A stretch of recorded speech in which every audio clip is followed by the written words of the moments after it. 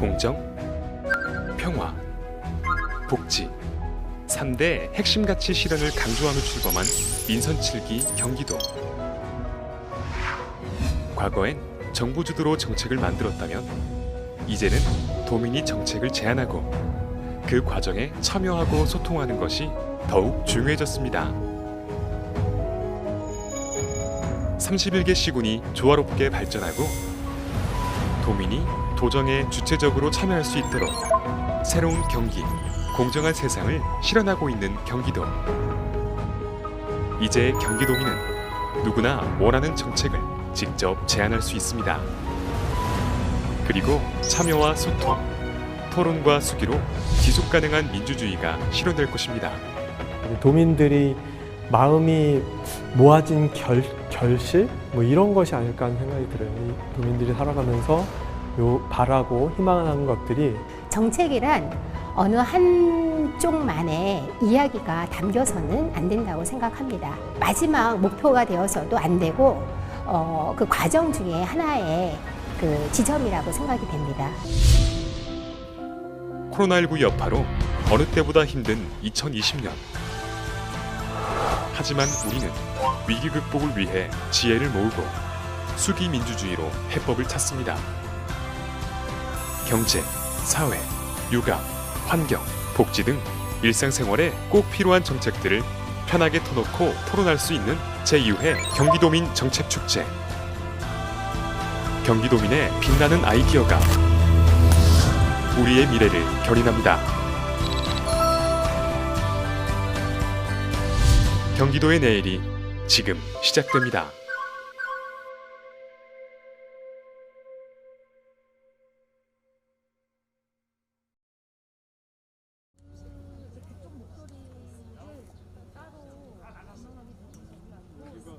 여러 부스로 이렇게 운영되고 있군요. 오늘부터 내일까지. 네, 여러분 안녕하십니까. OBS 김준우 아나운서입니다. 경기도민 정책축제가 보신 것처럼 화려한 주제 영상으로 시작이 됐습니다. 올해로 두 번째를 맞는 경기도민 정책축제는 코로나19에도 불구하고 보다 나은 경기도를 만들기 위해서 방역 수칙을 철저히 지키는 기준 하에 치러집니다. 도민들이 사회 경제적 문제에 보다 자발적으로 참여할 수 있도록 하는 소통과 화합의 장 경기도민 정책축제 기대하셔도 좋습니다. 자, 그럼 오늘 의미 있는 이 정책축제 함께해 주실 두 분을 소개해 드리겠습니다. 정책이 좀 딱딱하게 느껴질 수 있는 단어죠. 하지만 오늘 정책축제에서는 이분들과 함께 쉽고 재미있게 풀어드리도록 하겠습니다. 소개해 드리죠. 먼저 이분은 중앙과 지방 넘나들면서 평론계에서 아주 전방위적으로 활약하고 있는 분입니다. 경기도 정책 전문 평론가 오창석 시사평론가 자리해 주셨습니다. 안녕하세요. 네, 안녕하세요. 오창석입니다. 네, 반갑습니다. 자, 그리고 이분은 재미있는 입담의 방송인인데 교양 쪽에서는 아주 잔뼈가 굵은 그런 방송인이지만 이번에 또 시사까지 자칭 시사하는 리포터 박권 씨도 오래간만에 자리에 함께해 주셨습니다. 반갑습니다. 네, 안녕하세요. 언제나 시사하는 바가 큰 시사 방송인 박권입니다. 네, 시사하는 바가 큰 그런 말씀 많이 해주시기 바랍니다. 자, 두 분 반갑고요.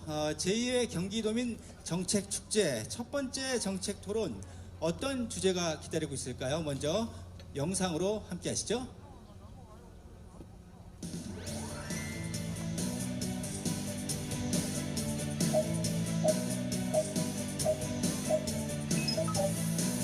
화면이요.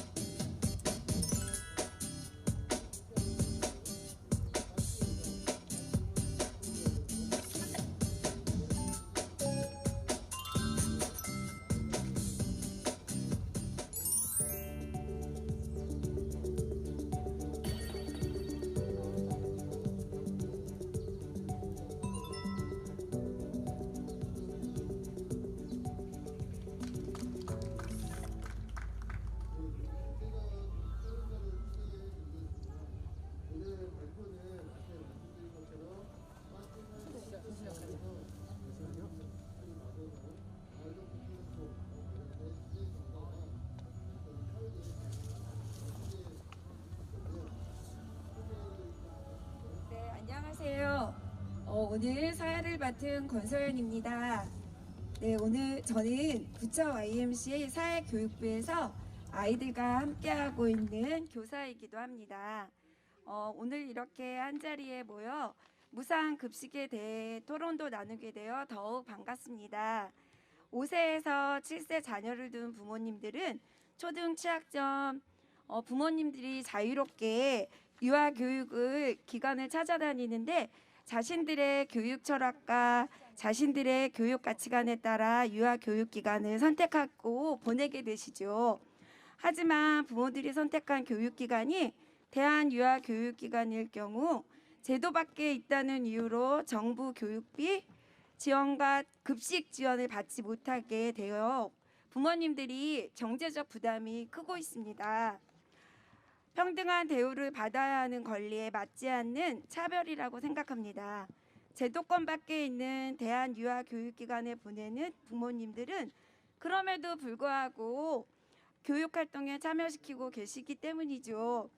어느 교육기관을 선택하던 자녀를 양육하고 있는 부모들께 차별 없는 지원이 이루어지기를 바랍니다.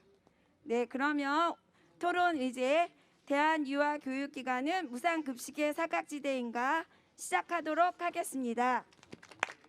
네, 첫 번째 주제 발표 시간을 갖도록 하겠습니다. 첫 번째 주제로는 무상급식, 아동 청소년의 보편적 권리에 대해 오랜 기간 대한학교 무상급식 운동을 진행해 주셨던 대한교육연대 박민영 정책위원장님께서 발표해 주시겠습니다. 안녕하세요. 대한교육연대 박민영입니다. 제가 발표할 그 내용은 무상급식 아동 청소년의 보편적 권리라는 그 제목으로 발표를 드릴 건데요. 이 제목에는 이제 두 가지 의미가 있습니다. 하나는 아동 청소년이 유아교육법, 영유아보육법, 초등교육법으로 이렇게 구분돼 있는데 그 법률로 정해지기 이전 상태, 그 자연인 상태의 아동 청소년에 대한 이야기라는 의미이고, 또 한 가지는 여기서 보편적 권리라고 했을 때는 법률로 정해지기 이전에 이미 인간으로서 가져야 될 권리라는 의미로 그 보편적 권리라는 그 제목을 달아봤습니다. 그러니까 지금 이 오늘 토론회의 제목이 대한유아교육기관 무상급식에 대한 것인데 실질적으로는 대한유아교육기관에 무상급식을 하는 것이 아니고 그 기관을 이용하는 아동 청소년에 대한 무상급식이라는 것, 그것이 이제 제 말씀드리는 요지 중에 하나고요. 또 한 가지는 이제 저희가 그 대한유아교육기관이 지방자치단체에 무상급식을 그 요구를 할 때 제일 처음에 듣는 얘기는 법률 근거가 없다는 이야기입니다. 그런데 여기서 보편적 권리라고 했을 때는 법률로 정해져 있지 않다면 법률로 정해질 수 있도록 노력을 해야 되고, 만약에 그게 여의치 않다면은 지방자치단체 조례를 통해서 해야 되고, 그것조차도 여의치 않다면 지방자치단체장이 재량으로 얼마든지 할 수 있다는 얘기를 좀 드리려고 하는 겁니다. 일단 대한유아교육기관 무상급식의 개념을 좀 말씀을 드리면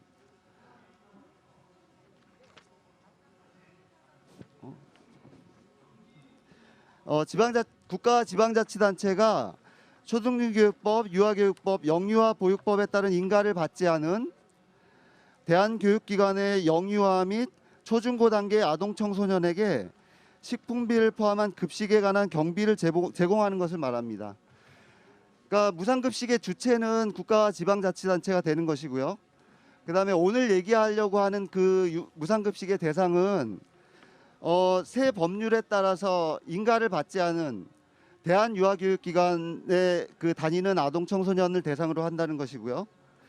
그리고 마지막으로 우리가 보통 급식비, 무상급식이라고 얘기할 때 식품비를 주로 얘기를 하는데 학교급식법에서는 식품비를 포함해서 급식에 관한 재경비를 다 말하는 것입니다. 그래서 대한유아교육기관 무상급식의 개념은 이렇게 정리를 할 수 있겠고요. 제가 생각해본 무상급식의 3요소, 이거는 이 책에 있는 것이 아니라 초중고 무상급식을 저희가 진행을 하면서 정리하게 된 내용인데요.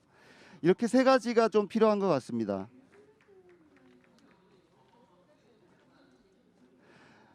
하나는 무상급식을 청구할 권리가 그 아동청소년에 있는지를 확인하는 것이 필요할 것 같고요. 두 번째는 그 무상급식을 할 때 급식을 매개할 기관이 있는지를 확인해야 될 것 같고요. 세 번째는 무상급식을 그 요구하는 그 단체와 기관들뿐만 아니라 이것은 이제 지방자치단체의 예산으로 해야 되기 때문에 지방자치단체에 소속된 주민들의 동의와 환대가 좀 필요하다는 것을 저희 경험 속에서 알게 됐습니다. 그러니까 첫 번째 것은 무상급식을 청구할 권리는 잠시만요.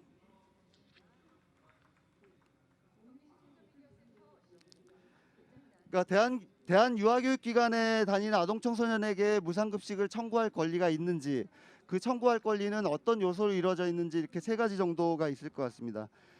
하나는 사실은 경기도교육청 같은 경우에도 학교급식을 교육급식이라는 용어를 써서 표현을 하고 있고요. 그래서 교육의 일부라고 그렇게 생각을 하고 있습니다.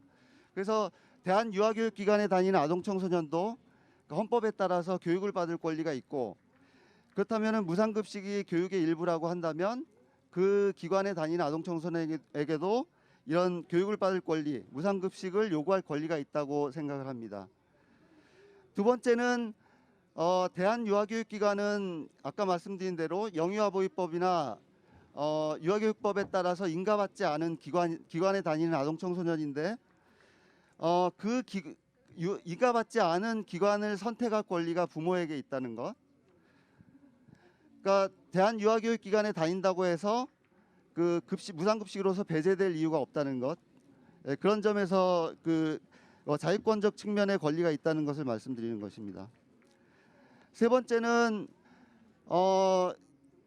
우리 헌법에서도 능력에 따라 균등하게 교육을 받을 권리가 있다라고 이렇게 되어 있는데 그 대한유아교육기관에 다니는 아동청소년도 그런 의미에서 균등하게 무상급식을 받을 권리가 있는 것이고, 그다음 무상급식의 수준은 그러니까 급식비를 책정을 할 때 그 초중고 대한교육기관 같은 경우에도 교육청에서 1년마다 그 고시를 하는 급식 단가에 따라서 그 지급을 하고 있거든요. 그러니까 대한유아교육기관의 급식비도 그렇게 해서 식분비가 책정이 돼야 된다는 의미로 쓰고 있습니다.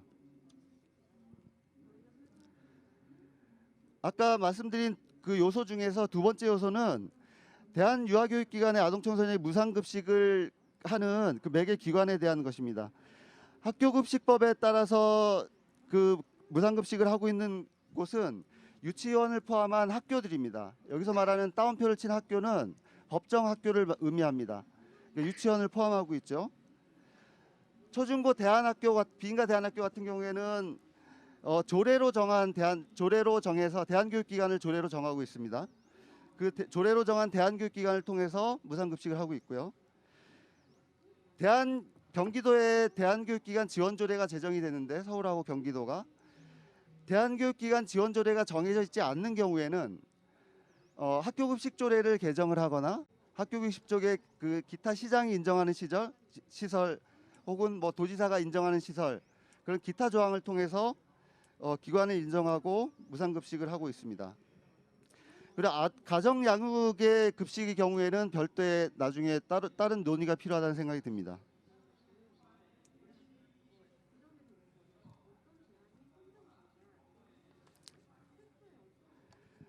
마지막으로 그 3가지 요소 중에서 마지막 부분은 무상급식을 그 지역에서 한다는 것은 아동청소년을 그 지방자치단체를 뿐만 아니라 지역 공동체가 반갑게 맞이해주는 그런 것이라는 그 의미로 썼습니다.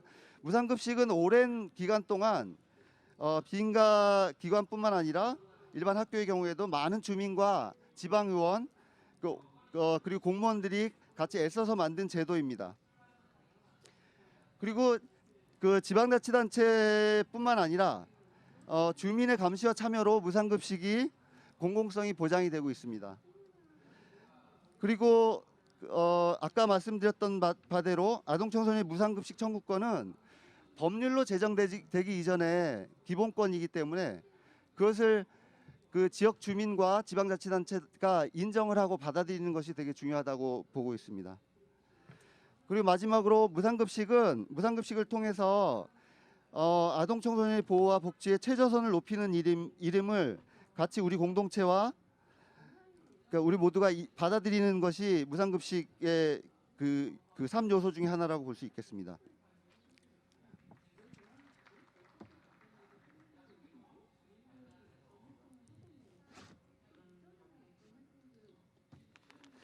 현재 올해까지의 대한교육기관, 그러니까 비인가 대안학교, 초중고 대안학교의 아동청소년 급식비 지원 현황을 보시면 2014년 광주광역시에서 처음 시작이 됐고 2014년부터 서울시가 그 무상급식을 하고 있고요.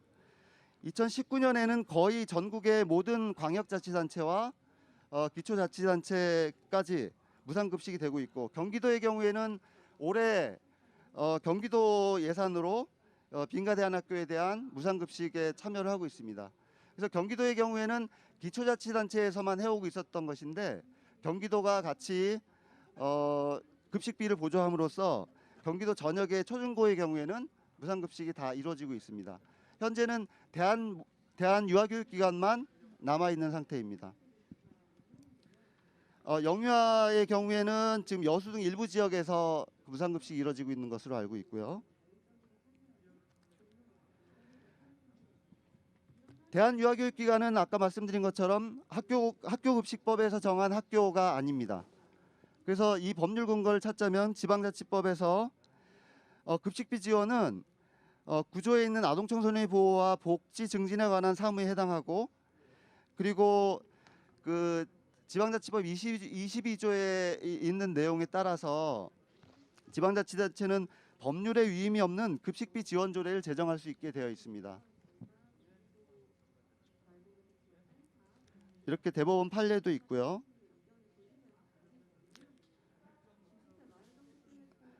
마지막으로 지금 현재 초중고 대안학교, 비인가 대안학교가 급식비를 지원받고 있는 형태를 좀 세 가지로 분류를 할 수 있겠는데 하나는 학교 밖 청소년 지원 조례에 따라서 그 학교 밖 청소년 지원 조례 지원 사업 조항에 대한교육기관의 급식 지원을 포함하고 있습니다. 이런 경우가 있고요. 두 번째는 학교 급식 조례 자치단체장이 인정한 시설 그리고 학교 급식 조례 기타 조항에 포함시켜서 대한교육기관을 지원을 하고 있습니다. 그리고 경기도 같은 경우에는 경기도 대한교육기관 지원 조례, 서울 경우에는 서울특별시 대한교육기관 지원 조례에 근거해서 대한교육기관에 대한 급식비를 진행을 하고 있습니다. 이상 제 발제를 마치고요. 예, 선생님. 예, 이상입니다. 네, 말씀 감사합니다. 지금까지 말씀해 주신 것을 정리해 보자면 법정 학교만이 무상급식을 받고 있는데 자유롭게 교육기관을 선택할 권리가 부모에게 있는데 대안학교를 선택할 경우 무상급식을 받을 권리도 있다라는 거, 그 말씀이 좀 더 강하게 강조되지 않았나, 네, 이렇게 생각합니다. 자, 그러면 지금 준비하시고 계시는데요. 두 번째 주제 발표, 대한유아교육기관 무상급식 정책 제안이란 주제로 부천 YMCA 김기현 사무총장님께서 발표해 주시겠습니다. 예, 반갑습니다. 참 이 코로나 상황에서 토론한다고 이렇게 마스크까지 쓰고 다들 고생이 많으시고요. 그래도 이렇게 의미 있는 자리를 경기도에서 만들어줘서 굉장히 감사하게 생각합니다.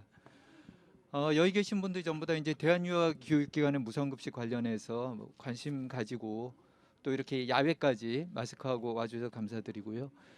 지금 제가 PPT 이게 영상으로도 지금 나오고 있거든요. 그래서 PPT 중심으로 말씀을 드릴 예정이에요. 그래서 이쪽 라인은 괜찮을 텐데 이쪽 라인 분들은 조금 불편하시더라도 집중해 주시고 책자에 박민영 위원장님 발제하신 자료, 제 자료가 구체적으로 들어 있습니다.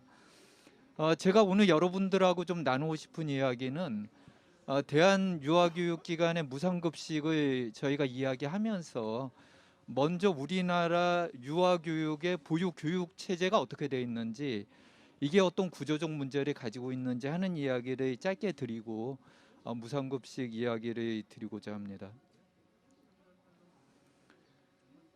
지금 요 보시는 도표가 자료집에도 있어요.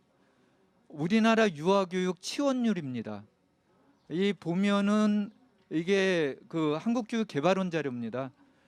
보시면은 2013년부터 깡충 뛰어서 올라가요. 그 전에 치원율이 치원율이라고 하는 거는 만 3세에서 5세 아이들이 교육기관에 다니는 그 비율이에요. 그 전까지 88.6%였다가 2013년에 92.4%로 늘어납니다. 왜 그랬을까요? 다 기억하시죠? 이때부터 박근혜 정부에서 정계층 무상 보육을 공약화하고 진행하기 시작을 했어요. 그런데 사실 이렇게 치원율이 늘어나면 유아들의 교육의 질이 좋아져야 되잖아요. 그런데 과연 그런가 하는 게 이제 제가 던지는 첫 번째 문제입니다. 그 아래 자료를 보면은 치원율에 따라서 어린이집, 그다음에 유치원 원화수들이 있어요. 그래서 우리 아이들이 유치원에 63만 3천 명 정도가 다니고 있고 어린이집에 56만 8천 명 정도가 다니고 있습니다. 그런데 어린이집 유치원에 빼면은 뭐가 되죠? 가족 양육을 받는 아이들이에요. 가족 양육을 받는 아이들이 9만 8,911명. 이게 이 교육개발원에서 이 통계를 낼 때 자료예요. 근데 제가 요번에 발제 준비하면서 자료를 복지부에서 받아보니까 작년 12월 기준에 양육수당 대상 유아가 12만 9,096명이에요. 이 중에서 경기도가 3만 5,972명입니다. 그러면은 굉장히 우리가 유아의 건강한 발달을 위해서 생각할 때 이 아이들은 어떤 조건에서 교육받고 활동하고 있는가? 그 중에 대한유아교육기관이 포함이 되어 있는 거죠. 이 아이들은 대한유아교육기관에 다니든지 조부모가 보든지 정책축제 기준에서 이제 조부모가 볼 경우에 그런 지원 체계에 대한 것도 의제로 올라와 있습니다. 아니면 어떤 특별한 사항에 의해서 집에서 돌봄이 필요한 아이들인 거예요. 그러면 이 아이들의 대상으로 정책을 어떻게 할 거냐 하는 게 굉장히 중요한 문제인데 아직은 이게 사각지대에 있다는 거죠. 그런데 두 번째 문제는 그러면 유아 교육과 보육의 구조가 어떻게 되어 있냐 하는 문제예요. 이거는 보건복지부 자료와 교육개발원 자료입니다. 거기 봐주시면은 국공립 어린이집이 12.9%. 그다음에 다양한 유형의 우리나라는 그 어린이집의 유형이 굉장히 다양합니다. 그런데 어쨌든 민간이죠. 다양한 유형의 어린이집이 87.1%, 국공립 유치원이 24.8%, 사립 유치원이 75.2%를 차지하고 있어요. 그래서 어린이집이나 유치원이 대부분이 민간이나 사립 위주로 구조가 되어 있습니다. 이거는 우리가 국가 발전 단계에서 유아교육에 대해서 국가가 투자할 여력이 없던 시절에 민간 중심으로 유아교육이 확대됐었던 거예요. 굉장히 그거는 바람직한 일이죠. 그런데 그렇게 민간 중심으로 형성된 유아교육의 구조를 어떻게 질적으로 강화시킬까 하는 문제가 굉장히 중요한 문제인데 이런 부분이 우리는 굉장히 취약합니다. 이 세 번째 도표는 우리나라 만 3세에서 5세, 지금 우리가 이제 관심 가지고 있는 연령층의 무상보육 지원 체제예요. 어린이집이나 유치원에 보내면 어린이집 유치원이 다르죠, 구조 자체가. 그래서 보육, 교육, 유아의 통합을 계속 정부마다 논의했지만 이루어지지 않았죠. 그래서 어린이집과 유치원의 이원 체계를 가지고 있습니다. 다만 전 국민 무상 보육을 하면서 누리과정을 통합을 시켰어요. 그런데 그렇게 하고 나서 지원 체계가 어린이집 유치원이 같은데 종이반에 하게 되면 29만 원 월입니다. 맞춤반에 하게 되면 22만 원. 그리고 양육수당은 10만 원이 책정이 되어 있습니다. 2013년에 이 제도를 들였을 때 이게 굉장히 논란이 많이 됐어요. 이게 적절한 것인가? 그러면은 예를 들면은 가정에서 돌보는 게 꼭 필요한 아이가 굳이 기관에 갈 필요가 있는가? 이런 게 굉장히 논란이 되고 기억하시는 분은 기억하시겠지만 박근혜 정부에서 양육수당을 처음 도입하면서 70%를 준다 그랬어요. 소득 수준의 70%. 그것도 굉장히 논란이 되고 YMC에서 문제 제기하면서 그거는 보편복지로 바뀌었습니다. 그런데 문제는 본인들도 이 제도가 불합리하다고 생각을 하니까 어린이집 유치원에 대한 지원도 연차적으로 늘리고 양육수당도 연차적으로 늘리기로 약속을 했어요. 원래 2013년에. 그런데 재정이 어렵다라면서 지금 이게 처음에 설계된 대로 지금 지원이 되고 있는 겁니다. 그런데 또 이런 주장을 해요. 사립 유치원에서는 국공립 유치원에 보내면 원아 1인당 월 78만 원 지원을 받는다는 거예요. 그런데 본인들은 29만 원, 20만 원밖에 22만 원밖에 지원을 못 받으니까 이걸 올려달라고 그러면서 아마 기억하시겠지만 작년에는 집단 휴원을 예고하기도 했어요. 그런데 이것도 이 구조를 보면 이해가 되는 부분도 있어요. 워낙 이게 불공평하기 때문에. 그럼 국공립 어린이집이나 유치원은 누가 다니냐? 특별한 계층이 다니는 게 아닙니다. 그래서 이 구조는 공정도 원칙도 없는 로또식입니다. 그러면 우리의 유아교육의 체계 안에 들어가는 유아교육 단계부터 기본적인 구조가 이렇게 돼 있다는 거죠. 그리고 이 구조 속에서 소수긴 하지만 대안유아교육을 선택하고 보내는 학부모가 있는 겁니다. 이게 2017년에 처음으로 경기도 교육청에서 시민감사관을 만들어서 유치원들 시민감사를 했습니다. 이게 처음이라는 거예요. 유치원 설립 이래. 굉장히 많은 부정부패 사건이 사회적 문제로 됐죠. 그래서 사실 어떻게 보면은 교육기관의 건전성이나 투명성은 학부모 참여에서 이루어집니다. 그런데 학부모 참여가 활발하지 않으면은 그런 문제가 제도로 다 할 수는 없는 거잖아요. 굉장히 하여튼 논란이 되고 있는 거죠. 그런데 대한유아교육기관은 굉장히 높은 학부모 참여를 하고 있습니다.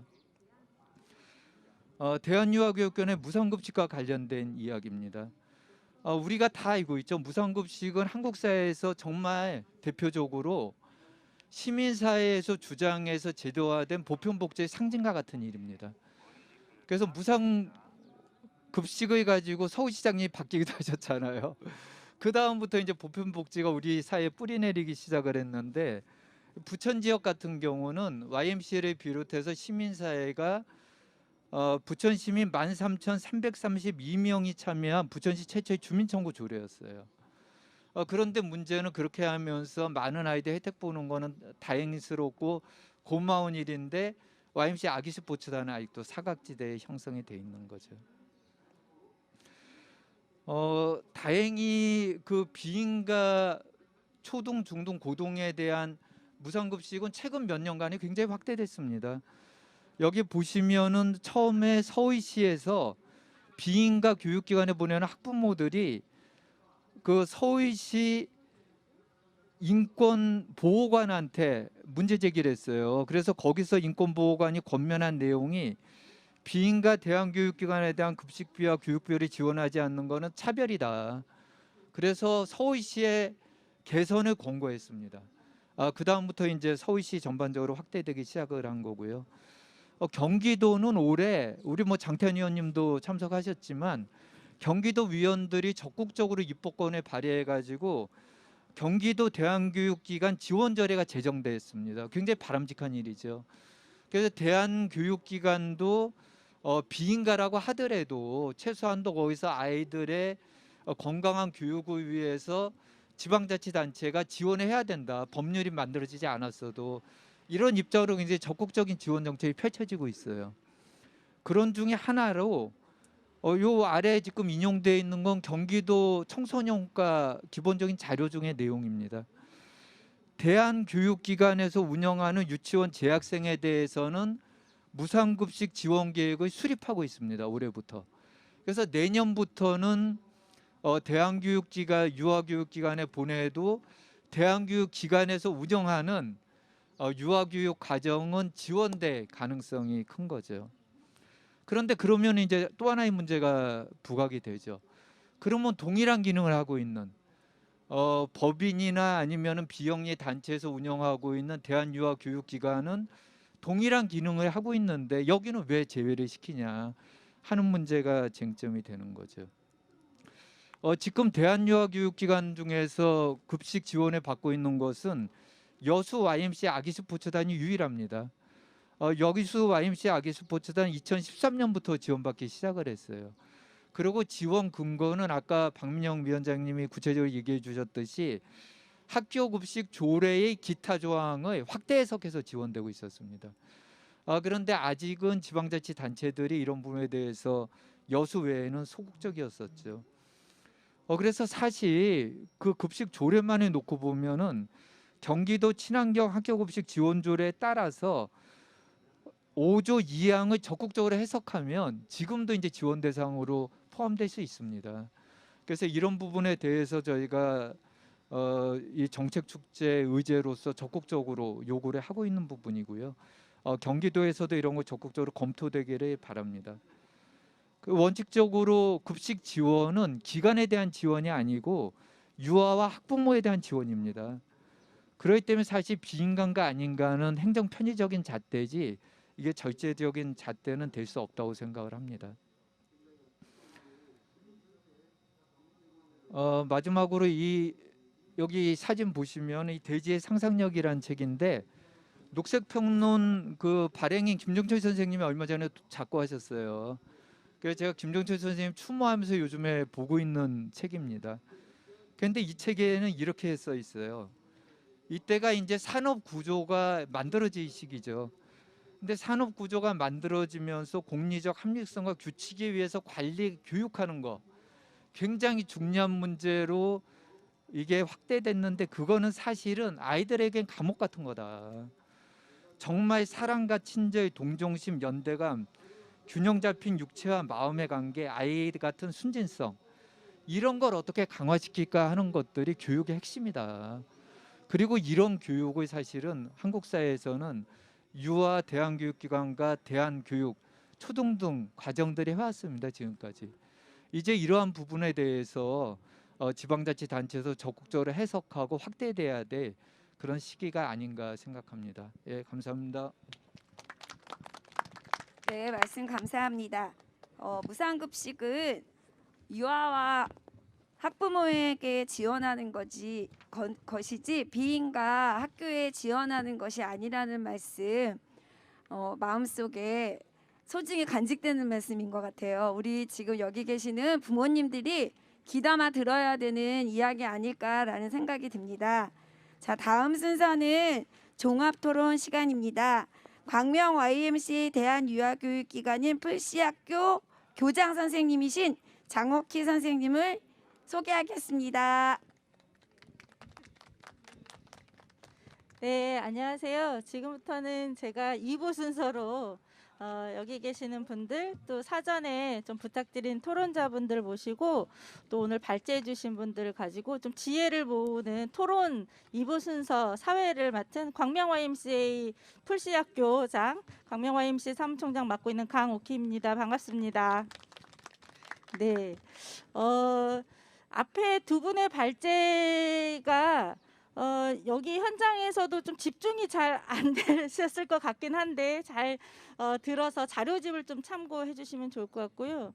또 지금 현재 유튜브로 이게 같이 중계되고 있는데 유튜브로 지금 시청하시는 분들은 사실 자료가 바로 지금 볼 수 있도록 되어 좀 있지 않아서 내용이 잘 숙지가 되셨는지 모르겠습니다. 그래서 유튜버 분들께서는 괜찮습니다. 아주 작은 질문이라도 지금부터 들으시면서 온라인에다가 올려주시면 저희가 그 의견들 다 모아서 여기 계신 발제자분들, 토론자분들과 함께 공유하고 나눌 수 있도록 할 테니까요. 유튜브 시청하고 계시는 분들 의견들 서슴없이 많은 학부모님들이 지금 시청하고 계시는 걸로 알고 있습니다. 함께 참여해 주시면 좋겠습니다. 사전에 저희가 그 두 분의 발제자분들의 원고를 먼저 드려서 저희의 토론을 좀 촉진 먼저 좀 해주십사 하고 부탁을 두 분에게 드렸습니다. 한 분은 지금 현재 경기도 도의원으로 계시는 장태환 의원님이신데요. 여성가족평생교육위원회에 지금 소속되어 있으시고 특별히 경기도의 대안교육 쪽을 전체 담당하고 계시는 의원님이십니다. 그래서 사실 이 유아교육 기관뿐만 아니라 초중등 비인가 대안교육과 관련하여서 몇 번의 여기 대안교육 기관에 있는 분들하고 미팅도 하시고 지금 정책 연구를 지금 하고 계시는 걸로 알고 전해 듣고 있습니다. 그리고 한 분은 정말 학부모 입장에서 광명에 있는 아주 작은 학부모님들이 조합을 만들어서 아이들의 아까 말한 그 자유권을 발휘하셔서 아이들을 키우고 있는 구름산 자연학교 학부모님이 한 분이 또 미리 두 분의 의견을 가지고 토론을 준비하셨습니다. 그래서 차례대로 장태환 의원님 먼저 토론을 먼저 청해서 듣고 그다음에 저희가 다 같이 좀 토론을 하는 순서로 하겠습니다. 장태환 의원님 큰 박수 한번 부탁드릴까요? 네, 반갑습니다. 사실 이 토론회를 이렇게 참석해달라는 걸 보면서 굉장히 무거운 마음으로 나름대로는 좀 봤는데 제가 정확히 파악하고 있는 그런 그 실제적으로 제가 이렇게 체험적으로 사실은 느껴봐야 이 문제에 대해서 제가 충분하게 더 공감을 했을 텐데 사실 자료로만 또 이렇게 대한 유아교육기관이 있다는 것을 사실 알게 됐어요. 사실은 이제 어린이집과 유치원이 이제 대부분을 차지하고 있고 아마 대한유아기관과 가정교육 하시는 분이 아까 자료에 보니까 7.6% 정도 차지하고 있다 이런 자료를 좀 봤습니다. 사실은 이제 그 보편적 교육을 하면서 지원을 하고 있는 정부의 여러 가지 이제 그 무상급식이라든지 교육비라든지 이런 부분들이 이제 지원되고 있고 전에는 이제 중학교까지만 하던 무상교육이 이제 내년부터는 고등학교 전체로 이렇게 확대되어서 이제 무상교육이 사실 실시되고 있는 거죠. 저도 이제 교육학을 전공하고 교육에서 쭉 봐오지만 이제 정말로 저출산 시대에 우리 아이들을 낳으면은 아이들을 키우는 건 국가가 해야 된다라는 기본적인 생각을 가지고 있습니다. 이 지원이 시작되는 그 과정을 제가 처음부터 나름대로는 그 알고 있기로는 이게 2013년 이제 그야말로 이제 교육비가 좀 지원됐어요. 제가 그래서 그 당시 경험을 좀 이야기해보고 제가 그때 이제 국회도 좀 방문도 하고 그랬었는데 사실은 이제 지금처럼 어린이집과 유치원이 다수를 차지하고 있기 전에는 아이들을 데리고 있는 데가 대부분 미술학원이라든지 뭐 태권도 도장 뭐 이런 데서도 아이들을 취학전 교육을 했던 걸로 제가 기억을 하고 있습니다. 그 중에 많은 부분들이 사실 미술학원이었죠. 미술학원에서 사실은 아이들 취학전 한글이라든지 율동, 그림 뭐 많은 다양을 가르쳤는데 갑자기 이제 2013년도부터 그 지원 그 법이 이제 만들어지면서 그 보육을 하는 곳에 이제 지원을 하겠다. 그러니까 미술학원에 많은 아이들을 데리고 있었는데 지원을 못 받게 되는 거죠. 그래서 이제 제가 그때 국회에 가서 바우처 제도를 해서 미술학원에 있는 그 미술학원에 보내는 학부모들도 그 선택을 해서 그 다양한 교육적인 이런 혜택을 받을 수 있도록 해야 된다라고 많이 했는데 말이 안 먹히더라고요. 그래서 이제 무산됐는데 그 결과가 미술학원이 지금 다 도산돼 버렸잖아요. 없어진 거죠. 주변에 옛날에는 정말 동네에 어린이집과 유치원이 있었던 것이 아니라 미술학원에서 아이들을 가르쳤는데 이런 정책적인 그 방향성들을 때문에 지원이라든지 이런 것들 때문에 미술학원이라는 하나의 어떤 그런 분들이 없어진 거죠. 그래서 지금은 아마 이제 어린이집과 유치원이 이제 대부분 이제 다 보내고 있고 그런 실정인 것 같습니다. 그래서 이 부분은 아까 우리 박민영 우리 위원장님께서도 이 얘기해 준 그 내용들에 공감을 하고 있고 사실은 이제 이 대한유아교육기관이라는 부분을 어떻게 볼 것인가가 제가 보는데 가장 이 문제를 해결하는데 키포인트가 되지 않을까 그런 생각이 좀 듭니다. 그러니까 이게 보육부 개념으로 지금 보고 있는 건지 아니면은 지금 말하자면 그 대한유아교육기관을 하나의 학원처럼 어떤 그런 관점에서 보고 있는 건지 맞나요? 제가 이 얘기하는 것이 지금까지 지원이 안 되는 여러 가지 이유들이 있었을 텐데 그 과정 속에 그런 것들이 있지 않나 싶어요. 그래서 정부에서는 이제 보육 개념의 어린이집과 유치원에 지금 지원을 하고 있는 부분이고 이런 부분들은 이제 제가 대안학교 지원 조례도 지금 만들려고 하고 있고 그 부분을 보완하려고 하는 내용들도 사실은 이제 학교 밖 아이들이 어쨌든 간에 공교육에서 모든 걸 다 수용하지 못한다면 중간에 중학교나 고등학교에서 자유롭게 또 새로운 어떻게 뭐 공부를 하고자 하는 이런 부분들을 찾아갈 수 있는 건 다양한 거죠. 당연한 것이고 그래서 이런 부분들을 좀 수용해야 된다. 그래서 그 대안학교에서 이렇게 아이들이 개성과 창의성 이런 것들을 반영할 수 있는 곳이라고 저는 생각하고 있거든요. 그래서 그런 대안교육이 나름대로는 다양하게 활성화될 필요는 있다라고 생각하면서 사실은 이제 대안교육 학교의 일부를 좀 지원하는 부분에 있어서 관심을 가지고 지금 조례를 개정하고 준비하고 있고 지금 그 입법 예고를 해놓은 상태입니다. 그래서 특히 함께하는 것들이 이제 학교 밖 청소년들 지원에 관한 조례에도 같이 손을 지금 보고 있는데 그래서 이제 학교 밖 아이들을 다양하게 지원할 수 있도록 그래서 지금 교복이라든지 급식 이번에 학교 밖 그 조례에 담을 것은 이제 교과서를 좀 더 좀 지원해야 되겠다. 그래서 이제 차츰차츰 그 확대해 나가는 지원 근거를 마련하기 위해서 학교 밖 지원 조례하고 대안학교 지원 조례를 함께 지금 제가 조례 개정을 위해서 수정을 하고 작업을 하고 있는 중입니다. 그래서 그 일환으로 제가 이제 이 부분도 사실은 이제 그 취약전 아이들을 지금 말하자면 3세에서 7세까지 아이들이 지금 아마 대한유아교육기관이라는 이 부분에 이제 쭉 특히 이제 아마 YMC가 이 부분을 전적으로 지금 공유하고 있는 것 같아요. 근데 이 부분에 있어서도 아까 법률적인 근거가 좀 미약해서 그동안은 아마 지원을 못 받고 그랬던 부분 같은데 아까 말씀드렸듯이 사실 대안학교도 지방자치단체하고 도에서 지금 일정 부분 그래도 급식비라든지 이런 부분을 지원하듯이 이 부분도 좀 관철될 수 있도록 나름대로는 관심을 가지고 좀 하도록 그렇게 하겠습니다. 특히 이제 이 부분이 그 보육이라는 개념을 어떻게 아마 이 대한유아기관에서도 받아들일 것인가는 아마 생각해봐야 되지 않을까 그런 생각이 좀 듭니다.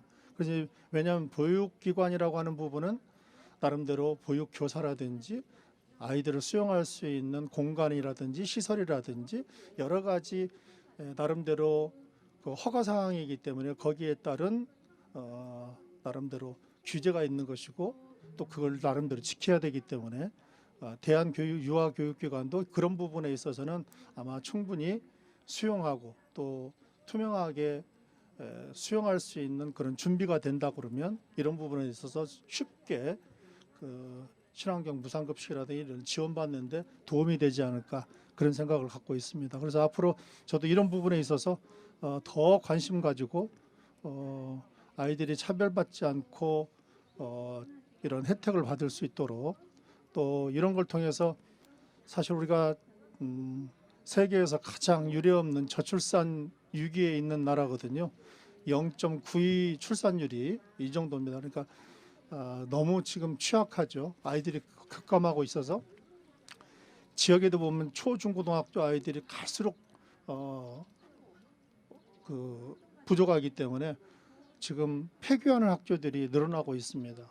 그렇듯이 사실 출산을 장려하려면 이렇게 믿고 맡겨서 아이들을 키울 수 있는 제도가 우선 정비돼야 된다. 이런 근거, 이런 확신을 저는 가지고 있고 이런 부분에 있어서 하나의 정책적으로 충분히 보완하도록 앞으로도 제가 노력을 많이 하도록 하겠습니다. 그래서 이 부분 관심 가지고 여러분들과 함께 제가 할 수 있는 부분들 챙길 수 있도록 이렇게 하도록 하겠습니다. 네, 이상입니다. 네, 의원님 감사합니다. 의원님 그 토론문을 제가 미리 이제 뵙지는 못했는데 오늘 사전에 또 자료를 충분히 또 검토하시고 또 오늘 해주신 이야기들을 종합해 보니까 단순히 오늘 사실 무상 급식에 관한 얘기 시작했는데 이제 오히려 이 급식을 통해서 대한유아교육 우리나라의 경기도의 유아 보육, 유아 교육에 대한 새로운 좀 시각과 정책들을 위한 준비를 해야겠다는 좀 더 넓은 시야의 문제의식이 좀 생기지 않았나 저는 지금 앉아서 그런 생각을 좀 했습니다. 사실 말씀하신 대로 국가가 어떤 책임을 지기 위해서 어떤 국민의 세금으로 이런 정책들을 펼칠 땐 거기에 합당한 민간과 관이 함께 합의해서 함께 맞출 수 있는 과정도 좀 필요하고 또 뿐만 아니라 민간이 또 그것들을 따라오지 못할 때 국가가 먼저 정부가 또 먼저 지원을 통해서 그런 능력들을 좀 키울 수 있도록 육성하는 또 노력도 좀 필요하고 그러는 것 같은데요. 오늘 의원님이 좀 일단 전체적으로는 함께 고민해보고 지혜를 모아서 긍정적으로 보살피고 함께 해야 한다라고 하는 입장의 이야기를 좀 해주셨고 그 과정을 좀 어떤 과정으로 좀 밟을 것인지 좀 그 이후에 세부적인 것들을 조금 논의하면 좋겠다 이렇게 저는 앉아서 제 나름대로 해석을 했고요. 아마 그 과정이 앞에 발제하신 그 초중등 대안교육 기관들의 먼저 사례들이 있어서 좀 그 사례들을 좀 참고해서 함께 해가면 경기도에 살고 있는 유아 초중등 아이들은 교육의 선택권, 보육의 선택권을 가지고 좀 잘 크지 않을까 이런 생각을 하는데요. 지금 이 바람을 누구보다도 오랫동안 간직하고 이 바람을 가지고 실천을 하고 계시는 학부모님의 이야기를 좀 토론으로 좀 모셔서 들으면 좀 더 저희들이 무엇을 중심으로 고민해야 하는지 지혜가 생기지 않을까 생각합니다. 구름산 자연학교의 이하나 학부모님 모시겠습니다.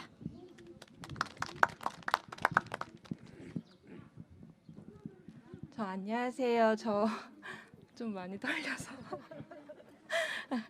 저는 지금 현재 7살 남자아이를 구름산 자연학교 광명시에 소재하고 있는 구름산 자연학교라는 이제 비인가 이제 유아교육기관을 보내고 있는 엄마고요. 그리고 이제 그 전에 이제 정부 인가를 받은 그러니까 대한유아교육기관이긴 한데 이제 부모협동시설, 공동육아와 공동체 교육이라는 곳에서 15년 동안 이제 교사로 근무를 했었습니다. 그래서 이제 이 주제를 받았을 때 저는 이제 비인가도 아이를 보내고 있고 지금 이제 인가를 받은 대한 이제 유아교육기관 어린이집에 근무한 경험이 있어서 사실은 좀 많은 생각을 이번에 좀 하게 됐어요. 근데 공동육아도 사실 처음부터는 인가받은 곳이 아니었거든요. 공동육아 부모협동시설도 처음에는 비인가로 시작한 기관들이에요. 그래서 지금은 이제 인가를 받고 있고 정부에서 이제 받는 모든 그러니까 다른 교육기관과 똑같이 이제 운영하고 있습니다. 저는 이제 제가 아이를 비인가 기관 그 구름산에 보내게 된 이유는 제가 이제 부모협동시설에서 근무하면서 많은 생각을 했었어요. 제 아이가 태어나면 내 아이도 이렇게 자율성을 보장하고 그리고 다양한 그리고 교육과 보육을 할 수 있는 사실은 정부의 지원을 받게 되면 많은 제약들이 있어요. 지원을 받음으로 해서 그래서 이제 대안교육, 그러니까 저희가 추구하는 교육들이 사실은 좀 제한적일 수가 있거든요. 그래서 이제 제가 아이를 보낼 때 이렇게 제가 이제 근무한 형태, 그러니까 근무한 곳에서 아이들이 크는, 저희 아이들이 컸던 그런 모습으로 컸으면 좋겠다 해서 이제 광명시에 소재하고 있는 구름산 자연학교에 보내게 되었고요. 그 전에 아이를 보내게 됐을 때 5살에 여러 대한교육기관들한테 전화를 해봤었어요. 이제 비교를 하고 이제 결정한 게 이제 구름산 자연학교였는데, 대부분 다 이런 형태의 이제로 운영하는 곳은 다 비인가 시설이었어요. 공동육아도 있긴 하지만 대부분 이렇게 대한교육기관들은 다 비인가를 선택해서 이제 운영하고 있어서 그 중에 이제 저와 맞는 구름산 자연학교를 다니게 되었습니다. 근데 저는 이제 일반 어린이집에서도 이제 근무를 한 경험이 있는데, 사실은 제가 다 경험을 해보니까 크게 다르다고 생각하지 않아요. 그러니까 다만 아이를 키우는 방법, 방식, 그리고 교육 철학이 다르고, 그러니까 내가 무엇을 취하냐에 따라서 다 다를 뿐이지, 아이들을 키우기 위해서 모두 다 노력하고 있고, 그 아이들이 제대로 성장할 수 있도록 모든 부모님, 어른들이 책임을 지는 건 다 똑같다고 생각을 하거든요. 그렇기 때문에 이게 이제 비인가를 하든 인가를 받지 않았든 아이들이 똑같은 권리를 받아야 되는 건 너무나도 당연한. 근데 이제 비인가들은 그걸 못 받고 있죠. 대부분 이제 정부에서 아이들한테 지원해주는 대부분의 것들을 이제 비인가 시설들은 못 받고 있다고 생각합니다. 저는 이제 비인가 이제 구름산을 보면서 다 이제 공감하실 텐데, 대한유아교육기를 보내려면 아주 높은 보육료를 내야 돼요. 그리고 이제 대부분 인가받은 시설에는 다 무상교육이죠. 뭐 필요 경비 빼고는 대부분 무상교육을 하고 있는데, 저는 제가 이제 주변에서 하는 이야기들이, 제가 이제 대안학교를 선택했다 그러면 다들 그러세요. 여유로워서, 아니면 뭐 예전에 대한교육들이 얘기를 했듯이 황제교육, 부모들이 아주 돈이 많아서. 근데 절대 그렇지 않거든요. 그게 제가 여유로워서 그 아이를 그 학교에 보내는 게 아니라, 제가 추구하는 우리 아이가 조금 더 자율성을 띠고, 선생님들이 좀 더 자율성을 띠고, 다양한 교육들을 경험할 수 있게 할 수 있는 곳이 그곳이었기 때문에 그곳을 선택했고, 그곳을 선택함으로 인해서 저희 아이가 건강한 먹거리와 건강한 교육을 받을 수 있으려면 그 비용을 내야 돼만 했었어요. 그래서 이제 매년 이 보육료가 높아지는, 어쩔 수 없이 높아지는, 그래서 부모님들의 부담이 엄청 커지는 그런 상황에 놓여 있고, 그러니까 제가 비인가를 보냄으로 해서 저는 이제 한 달에 양육비 10만 원을 받고 있거든요. 근데 정부에서 지원받는 비용이랑 확실히 많은 차이가 있죠. 그래서 그거는 저는 나도 대한민국에 태어나서 세금도 내고 부모로서 역할을 하고 있는데, 우리 아이도 대한민국 아이로 태어나서 잘 자라고 있는데 이렇게 차별을 받아야 되는 게 맞는 건가? 라는 생각을 하게 되고요. 그리고 비인가 유아교육들이 정부의 지원을 받지 않는다 그래서 저는 안일하게 교육을 하고 있다고 생각하지 않아요. 운영을 하고 있다고 생각하지 않아요. 굉장히 그 교육을 하기 위해서 많은 부모님들과 선생님들이 많은 이야기를 하고 엄청난 시간을 투자하고 더 노력하고 있다고 생각하거든요. 그리고 먹거리도 마찬가지예요. 먹거리도 더 좋은 것을 하기 위해서 친환경 급식을 하고, 저희 구름산 자연학교도 친환경 급식을 하기 위해서 자연드림을 사용하고, 그리고 매번 식단에 제철 음식을 되도록 많이 넣고, 아이들이 지금 사실 저희 시대가 굉장히 많은 패스트푸드와 이런 음식들로 채워져 있는데, 그게 아니라 아이들한테 굉장히 더 건강한 것들, 가격대는 높지만 그래도 아이들한테 더 좋은 음식들을 제공하려고 노력하고 있다고 저는 생각합니다. 그래서 저는 이 먹거리는 사실 아이들이 그러니까 자라나는데 아주 중요한, 가장 중요한 것이 먹거리라 생각하거든요. 그 아이가 어떤 걸 먹느냐에 따라 그 아이의 삶의 질이 달라진다고 생각하는데 이거를 어떤 아이들은 지원을 받고 어떤 아이들은 받지 못하고 저는 이거는 굉장히 불공평하다고 생각합니다. 그리고 저는 이제 비인가 시설들에 대한 이제 주변에서 보는 잘 모르는 분들도 사실은 많아요. 비인가 대안교육기관들이 이제 이런 곳이 있는지도 잘 모르고 아는 분들이 많지는 않은데 지금은 조금 예전보다는 좀 나아졌다는 생각이 들거든요. 저는 부모님들이 이런 기관들을 몰라서 못 보내시는 것도 있다고 생각해요. 근데 저는 아이들이 정말 다양한 교육과 방법 이런 것들을 받을 권리가 있는데 이 비인가 교육기관도 그거의 하나의 일부고 그리고 그렇기 때문에 이 기관들이 조금 더 부모님들한테 알려져서 부모님들이 조금 더 다양한 선택을 할 수 있도록 해주는 것도 필요하다고 생각합니다. 제가 의왕시에 소재에 있는 공동육아에서 15년 동안 일을 했었는데 작년인가? 부터 의왕시에서 관내에 있는 어린이집들에게 급식비 지원을 해주기 시작했어요. 그러니까 비용이 인당 얼마 되진 않지만 그거를 이제 매달 아이들한테 지원해주는 형태가 있었거든요. 그리고 경기도에서 이제 급식 지원, 과일 지원을 해주기 시작했어요. 그래서 일주일에 2번 아주 좋은 과일들을 매번 어린이집으로 이렇게 보내줬었어요. 그래서 저희도 이제 공동육아에 인가를 받았긴 했지만 부모님들이 그 외에 조합비를 저희랑 비슷하게 내거든요. 그러면서 사실 가장 큰 비용이 그 조합비의 가장 큰 비용이 차지하는 게 뭐 급여도 있겠지만 선생님들의 급식비도 굉장히 큰 비중을 차지해요. 근데 이거를 의왕시에서 급식 지원을 해줌으로 해서 식단이 굉장히 풍부해졌어요.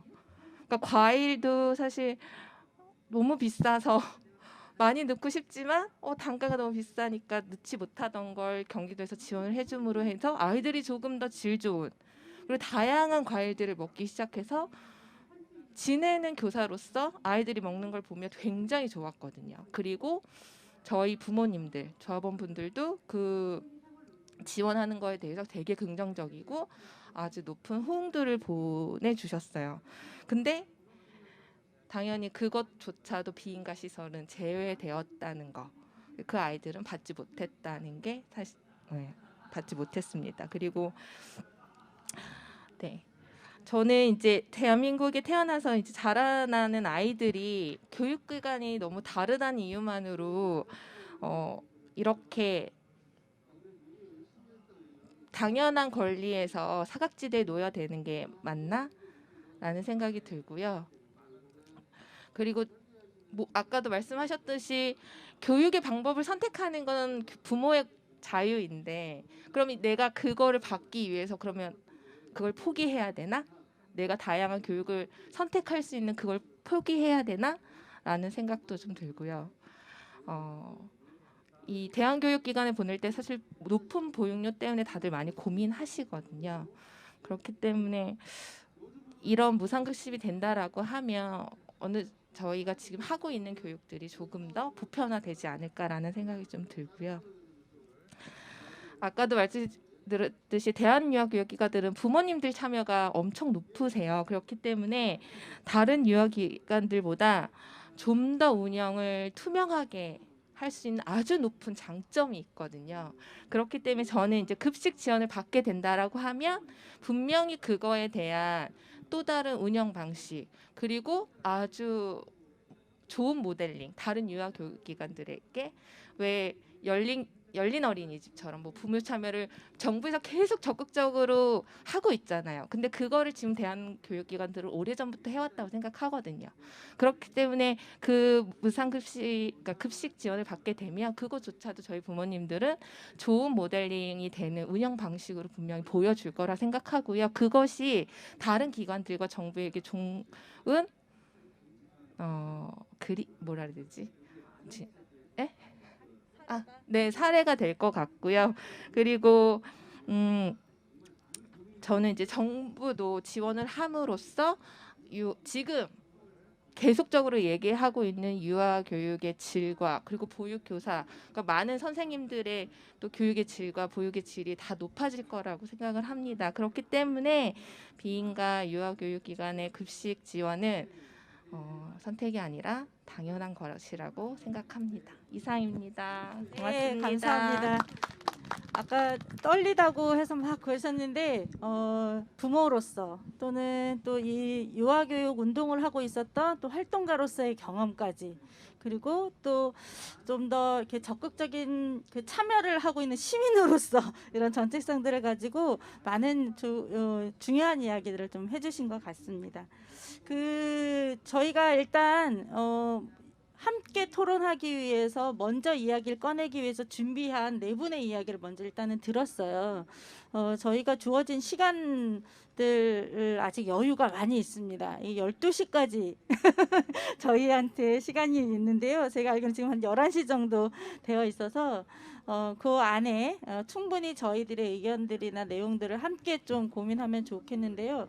우선 아까 그 토론자분들의 이야기 들으시고 발제자 들으시고 두 분의 토론자분이 이제 이야기하시면서 이제 몇 가지 좀 서로 이렇게 한 번 더 이렇게 혹시 질문이라든가 확인 또는 이렇게 아까 장태현 의원님도 요런 지점들, 아까 이제 이게 어쨌든 기관으로 저희 이제 대한교육기관들 처음에 그랬던 것 같아요.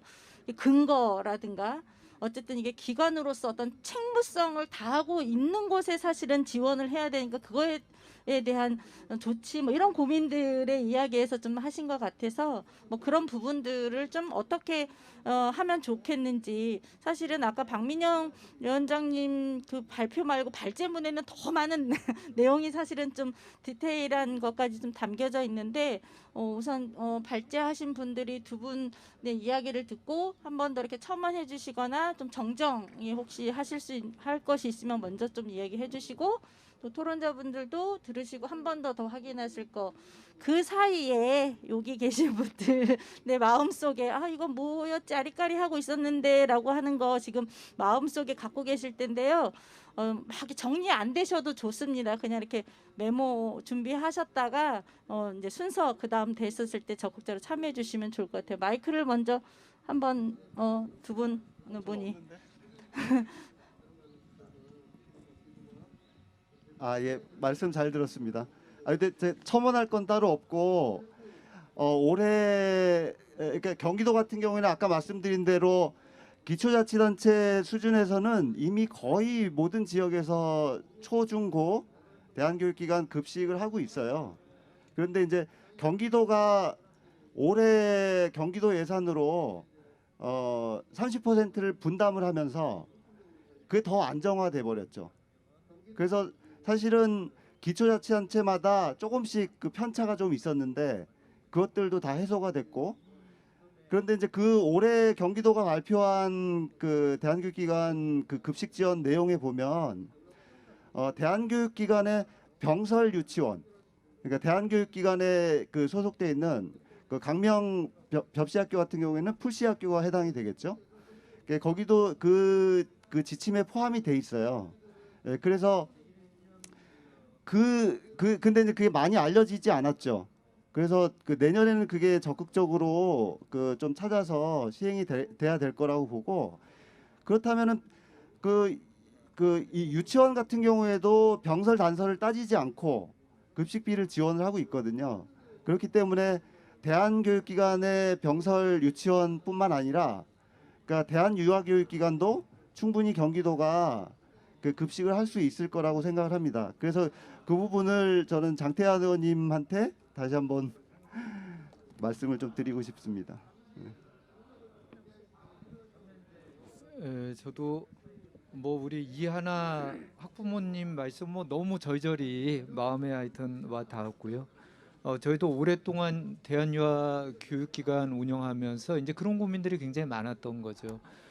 제도화 요구는 계속 있지만, 그러니까 정부의 인가에 대한 제도화 요구는 있지만 그렇게 할 경우에 여러 가지 우리가 원래 목적으로 추진하던 것들이 어려워지는 이제 이러한 부분들의 고민이 있어서 굉장히 좀 공감이 됐고요. 장태환 도의원님 말씀 들으면서 2013년에 저도 그 주장을 했었어요. 제가 부천 YMC 사무총장이기도 하지만 전국 YMC 아기 스포츠단 실현위원장을 맡고 있어서 하여튼 교육의 다양성 문제가 굉장히 중요한데, 근데 교육의 다양성이 되더라도 어쨌든 질적 관리는 돼야 되잖아요. 그래서 우리가 알고 있다시피 선진국 같은 경우도 학부모들의 교육 선택권이 굉장히 중요하고 또 학생들의 교육 선택권이 중요하기 때문에 홈스쿨링 같은 경우도 다 인정을 하고, 대신에 이제 학력 인정 수준에 대해서는 어느 정도 검증을 하되 그 학생을 지원하는 거잖아요. 사실 학부모 학생을. 그러니까 이게 이제 같은 논리거든요. 그래서 2013년에 저도 사실 아까 이제 미술학원 얘기하셨지만 어쨌든 미술학원이든 아니면 어린이집 유치원이든 그 교육기관의 질적인 내용에 대해서는 물론 이제 사회적인 책무성이 있지만 이제 그거를 기관의 형태를 가지고 뭔가 이제 균일화시키는 문제는 오히려 사실 얻는 것보다 잃는 게 굉장히 많은 거죠. 그런데 그 장태현 의원님 그때 미술학원 얘기하시니까 그 2013년 전만 하더라도 대한유아교육기관도 지금보다는 많았어요, 숫자가. 그런데 2013년을 거치면서 대한유아교육기관도 굉장히 많이 없어졌어요, 사실. 그래서 어떻게 보면은 지금도 대한유아교육기관을 운영하는 곳은 굉장히 학부모들의 어떤 그 평가가 굉장히 높고 기관들의 지적인 내용이 굉장히 담보되는 곳들이 지금 남아 있어요. 그래서 사실 2013년에 그런 그 전 국민 무상 보육이란 체계가 과연 그 적절했느냐, 그런 방식이나 형태가 굉장히 좀 국가주의적이지 않았냐, 이런 문제의식을 가지고 있고, 그 제가 아까 유아교육 구조를 말씀드렸듯이 그때 짜진 구조도 이게 경기도의 구호가 공정이잖아요. 근데 공정에 전혀 안 맞는 구조일 거예요. 그런데 국가 구조를 한번 짜놓으니까 그 다음부터 뭔가 손대지기가 어려워지는 논란만 되고 이런 형태가 지금까지 되고 있는 부분이고요. 그 다음에 장태현 의원님 말씀 중에 굉장히 하여튼 대한교육기관에 대한 공부도 많이 하시고 기존에 경험이 많으셔서 하여튼 감사드리는데, 사실 대한유아교육기관에 대한 문제가 이렇게 의지화되지 않았어요, 사회적으로도. 왜 그러나 하면은 대한교육기관 초등, 중등, 고등과정이나 대한유아교육과정이나 철학이나 과정이나 내용, 학부모 참여는 다 동일하게 진행이 됐었죠. 그런데 대한초등학교는 의무 취약 규정 때문에 사실 의무 취약을 안 하면 그게 벌금 내도록 돼 있거든요, 학부모가. 의무 교육으로 돼 있는 데는. 그래가지고 사회적 논란이 계속 됐었어요. 그런데 그런 사회적 논란 과정에서 반대로 대한교육기관들이 사회적인 목소리를 높이면서 적극적으로 대응을 했었죠. 그런데 대한유아교육기관은 사실 국가의 의무교육 체계는 포함이 안 돼 있기 때문에 지금까지는 저희가 자율적으로 하고 근데 지원은 못 받고 이런 형태로 진행이 되었던 것도 사실입니다. 그러다 보니까 대한유아교육기관을 우리가 분류할 수 있는 기관이 경기도 내에서도 그렇게 숫자가 많지는 않아요. 그런데 그렇다고 하더라도 유아 학부모들의 권리를 보장하는 문제가 굉장히 중요한 문제고, 또 지금 이제 올해 이게 저희가 정책 축제에도 제안하고 했던 내용이 아까 박민영 위원장님 말씀하셨듯이 그 경기도가 굉장히 좋고 적극적인 거죠. 그러니까 대한교육기관에서 운영하는 유아교육 과정, 지금 여기 있는 대로 치면은 광명 YMC의 푸시학교, 안양 YMC의 아기 스포츠단, 여기는 내년부터 경기도에서 급식 지원이 될 가능성이 높은 거죠. 계획이 그렇게 세워져 있고. 그러면 동일한 기능을 하고 있는 대한유아교육기관은 어떻게 되느냐 하는 문제가 같이 부각되고 있는 겁니다. 그래서 어쨌든 이런 문제와 관련해서 기관의 문제이기도 하지만 사실은 유아와 학부모들의 권리 문제이기 때문에 우리 유아 학부모들의 권리를 적극적으로 주장하고 또 경기도에서도 그런 부분이 좀 반영되지 않나 그렇게 생각합니다. 네. 혹시 두 분의 토론자분 더 해주실 지금에서 있으시면 하시고 아니면 듣고서 다시 이렇게 하시고 네 그래도 될까요? 네. 지금 좀 논의하고 있는 요 문제 중요한 것 같아요. 어쨌든 지금 현황 조사가 안 되죠. 있죠. 말씀대로 그런 배경들 때문에 대한유아교육기관이 경기도 내에 도대체 어떤 형태로 얼마나가 지금 활동하고 있는지를 아무도 이걸 누가 나서서 이거를 확인하거나 할 수 있을 계기가 사실은 없었던 것 같고요. 제 기억으로는 어쨌든 초중등 그 비인가 대한교육기관들도 저도 광명시도 2014년부터 이거를 이제 시비 100%는 이제 시 정책으로 이제 급식을 지원하다가 지금 이제 경기도로 확대가 됐는데 이제 그러면서 서로 관계를 맺기 시작했던 것 같아요. 지원을 받으려면 최소한의 어떤 운영의 형태라든가 어떤 책무성에 대한 자료들을 서로 주고받아야 되잖아요. 그래서 이제 그러면서 시작이 됐고 그러다 보니까 시간이 지나면서 몰랐던 지역 내의 대안교육기관들이 또 문의해 오기 시작하고 그래서 그런 지자체에서도 그런 현황들을 또 교육청에서 그런 현황들을 좀 파악하고 서로 소통 그 다음을 논의할 수 있는 좀 계기가 만들어졌던 것 같아서 오늘 아까 의원님이 해주신 그 중요한 말씀이시기 때문에 이걸 계기로 좀 그런 물꼬가 시작을 할 수 있는 의미로서도 충분하다 이런 생각을 사회인데 막 제 의견에 사심이 들어서 발언을 좀 드렸습니다. 네. 네, 이제 이렇게 뭐 좋은 이야기들을 지금 나누고 있는데 사실 이제 오늘 이 자리가 경기도 정책 축제 토론회장인데 지금 그 여기에 우리 경기도 교육청에서도 나와 계신가요? 없습니다. 교육청에 우리 특별히 우리 그 친환경 급식과의 담당 분들이 네 그래도 관심 있어서 함께 해주시긴 하네요. 사실은 가장 중요한 게 이제 우리 청소년 경기도에서 오셨나요? 누구? 경기도 청소년과 아동교육 청소년과 네 지금 담당자가 안 계시네요. 아니 왜 토론회를 준비하시면서 그 가장 중요한 정책 입안자들이 아무도 배석을 안 해서 좀 아쉽네요. 보니까 이런 목소리가 정책을 입안하는 현장에 있는 우리 공무원들이 이런 것을 좀 귀담아 들어야 되는데 오늘 좀 아쉽네. 아까 이 얘기했듯이 사실 정책이라는 것이 굉장히 중요한 것이 어떤 기존의 틀을 한번 정해놓으면 이걸 바꾸기가 굉장히 어렵죠. 아까 2013년 제가 그 보육 지원에 관한 것을 사실 그때 주장했던 것이 저도 국회도 가고 그랬었는데 바우처 제도를 실시해달라 그런 거였거든요. 그러니까 미술학원이나 그 당시에 어린이집 유치원들도 있었지만 오히려 아이들을 보육하고 취약전 가르치는 것은 사실 많은 부분을 차지했던 것이 우리 동네 곳곳에 근처에 있는 그 미술학원에서 사실 담당한 부분 같아요.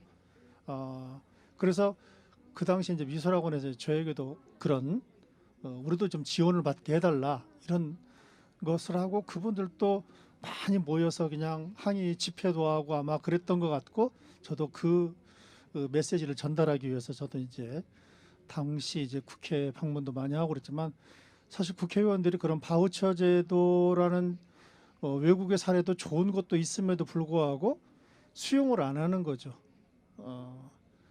그래서 자연스러운 거죠. 말하자면 지원이 안 되기 때문에 미술학원은 도태되는 거죠.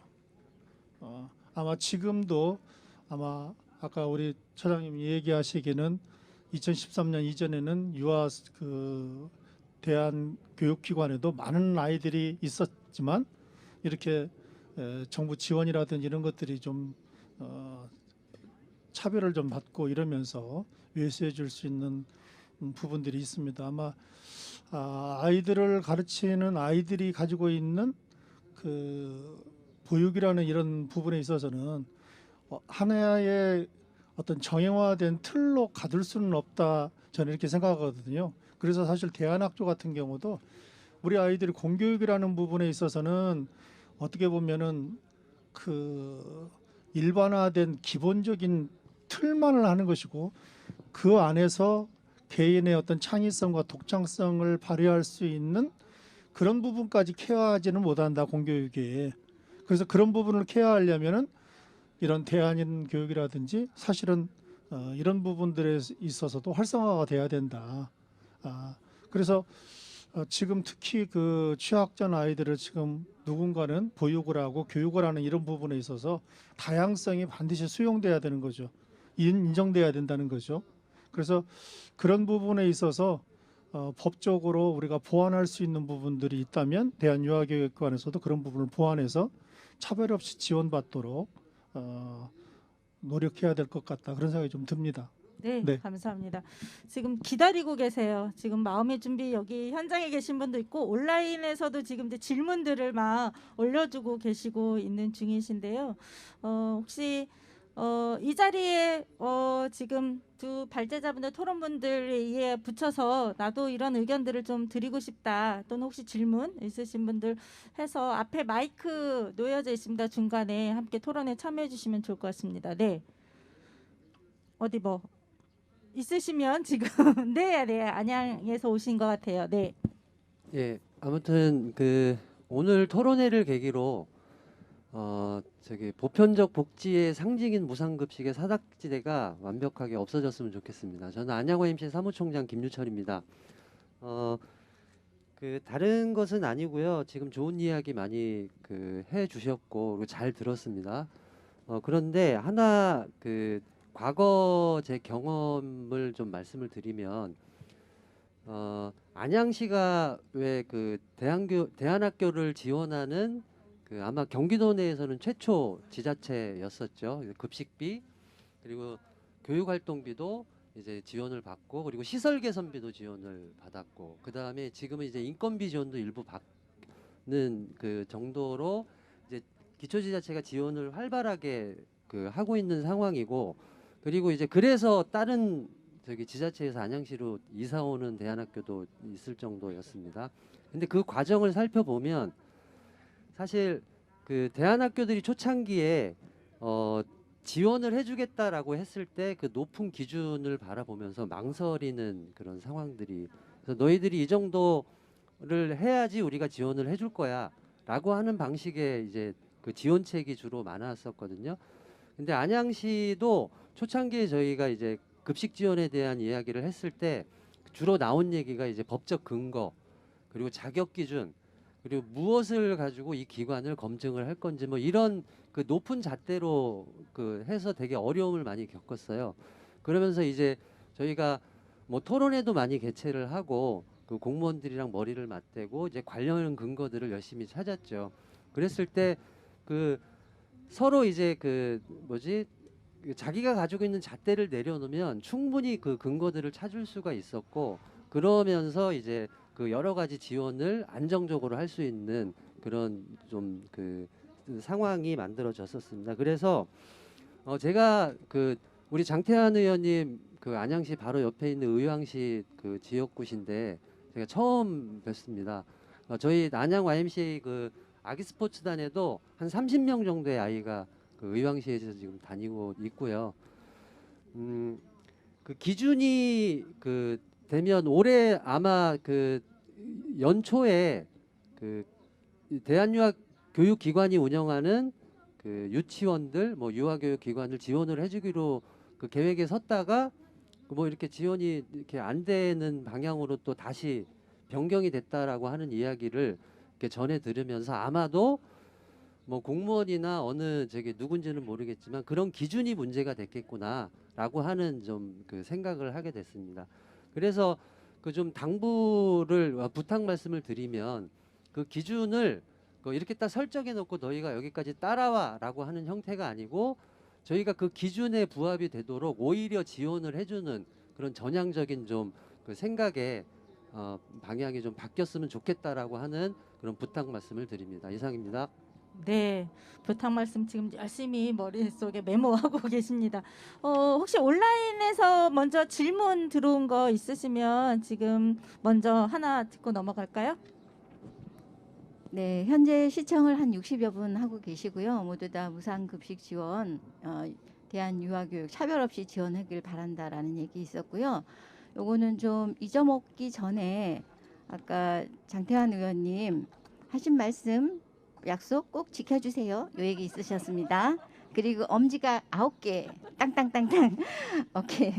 네, 그거 있었고요. 또 장하나 학부모님 당연한 그 얘기에 대해서 지원한다는 얘기 있었고요. 질문 지금 한 분 들어왔는데 임미연님입니다. 경기도에서 전체 무상급식의 예산이 얼마나 되는지 궁금하고 대한교육기관에 무상급식을 하기 위해서는 어느 정도의 예산 책정이 가능한지 궁금합니다라고 질문 주셨습니다. 네, 사실 이 질문의 답변은 아까 말한 대로 그 관련 업무를 하고 있는 경기도 과에 좀 담당자분이 함께 배석해서 나눌 수 있으면 좋았을 텐데 지금 그렇지는 못한데 혹시 의원님 아직 이런 구체적인 파악은 좀 어려우시죠? 네, 수치적으로는 좀 제가 그렇고 일단 그 무상급식에 관한 것은 이제 도하고 지자체에서 비율별로 나눠서 지금 지원을 하고 있거든요. 그래서 큰 뭐 가장 우선적으로 지금 지원하고 있는 이런 부분들이기 때문에 뭐 우리 시민들의 세금이 아이들에게 잘 골고루 혜택이 될 수 있도록 네, 저도 챙겨보도록 하겠습니다. 네. 혹시 김기현 사무총장님 뭐 저희가 공식적이진 않지만 저희도 사실 이 토론회 준비하면서 비인가 대한유아교육기관들을 주변에서 좀 이렇게 연결을 좀 해야 현황 파악들이 되는데 다 하지는 못했는데 그냥 대략 그래도 저희 안에 이렇게 하고 있는 아이들 그리고 대한교육 유아기관들의 아이들이 숫자가 적어요. 많지 않아서 대략 이런 정도 하면 요 정도 인원이 있겠다 뭐 이런 거 혹시 감 잡으신 거 있으시면 그래서 만약에 지원을 한다면 뭐 요 정도 예산 아니면 1차 먼저 시작해 볼 수 있겠다 이런 고민 먼저 하신 거 있으시면 네 박민영 네. 좀 전에 질문하신 거. 예. 질문하신 거 그 예산. 올해 경기도가 그 비인가 대안학교 무상급식 지원하면서 그 예산으로 이제 발표한 것은 대상은 25개 시군에 118개소, 그다음에 인원은 8,203명, 그리고 총 소요 예산은 76억 3,500만 원이고요. 그 중에서 도비가 22억 9천, 그다음에 시군비가 53억 4,500 이렇게 되어 있습니다. 이게 비인가 대안학교 지원 예산이죠. 전체 이제 공교육이나 이런 데 것도 말고 올해 새로 시작한 비인가 대한교육기관 경기도의 25개 기관에 들어간 예산이 전체 76억 시도비 정도? 합쳐서 네. 그렇고요.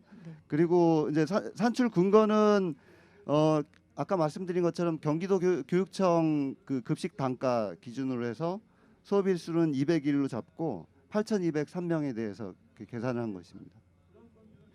뭐 이걸 대량으로 추정해서 혹시 유아가 어느 정도 더 추가 잡는다면?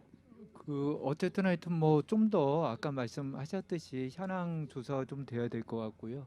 어쨌든 이번에 토론회 하면서 기본적인 내용을 한 건 한 7개 정도 유아교육기관 대한유아교육기관이 있었고 아이들이 한 900명에서 1000명 사이 그 정도 유아들이 포함되어 있었습니다. 네, 아마 좀 더 적극적인 정책 추진들을 위한 좀 이제 정리가 되면 각 지자체에서 아마 현황 파악들을 좀 하기 위한 과정들을 좀 밟을 것 같고요.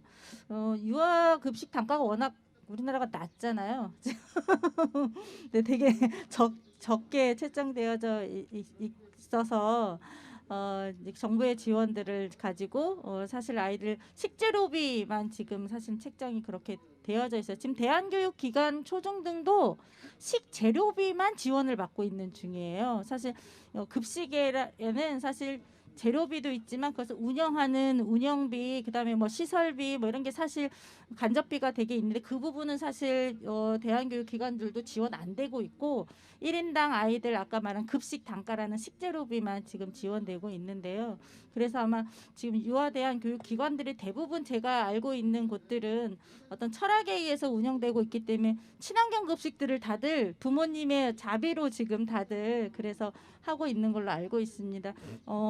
어쨌든 일반 어린이집 유치원 정도의 단가로 지원을 시작하면 첫 단계 큰 예산 증액 없이 좀 새롭게 시작해 볼 수 있지 않을까 저런 생각이 들고요. 네, 혹시 이제 다음 이제 저희들 토론들 이제 마구 해주시면 좋겠습니다. 누가 손 들어서 네 있으신가요? 아, 네, 저 일어나서 죄송합니다. 네, 다음 혹시 질문이라든가 의견 주실 분 현장에 있으시면 좀 의견들을 조금 편안하게 주시면 될 것 같습니다. 제가 알기로는 여기 지금 학부모님들 많이 참여하고 계시고 저기 구리 지역, 안양, 광명, 부천 이렇게들 와 계시는데요. 괜찮습니다. 내가 이런 마음을 가지고 이런 자리에 와서 말하기 되게 떨리지만 그래도 우리 아이 또는 우리 아이는 아이들도 또 옆집의 아이들을 위해서 한마디 의견 보태주시면 좋을 것 같아요. 네.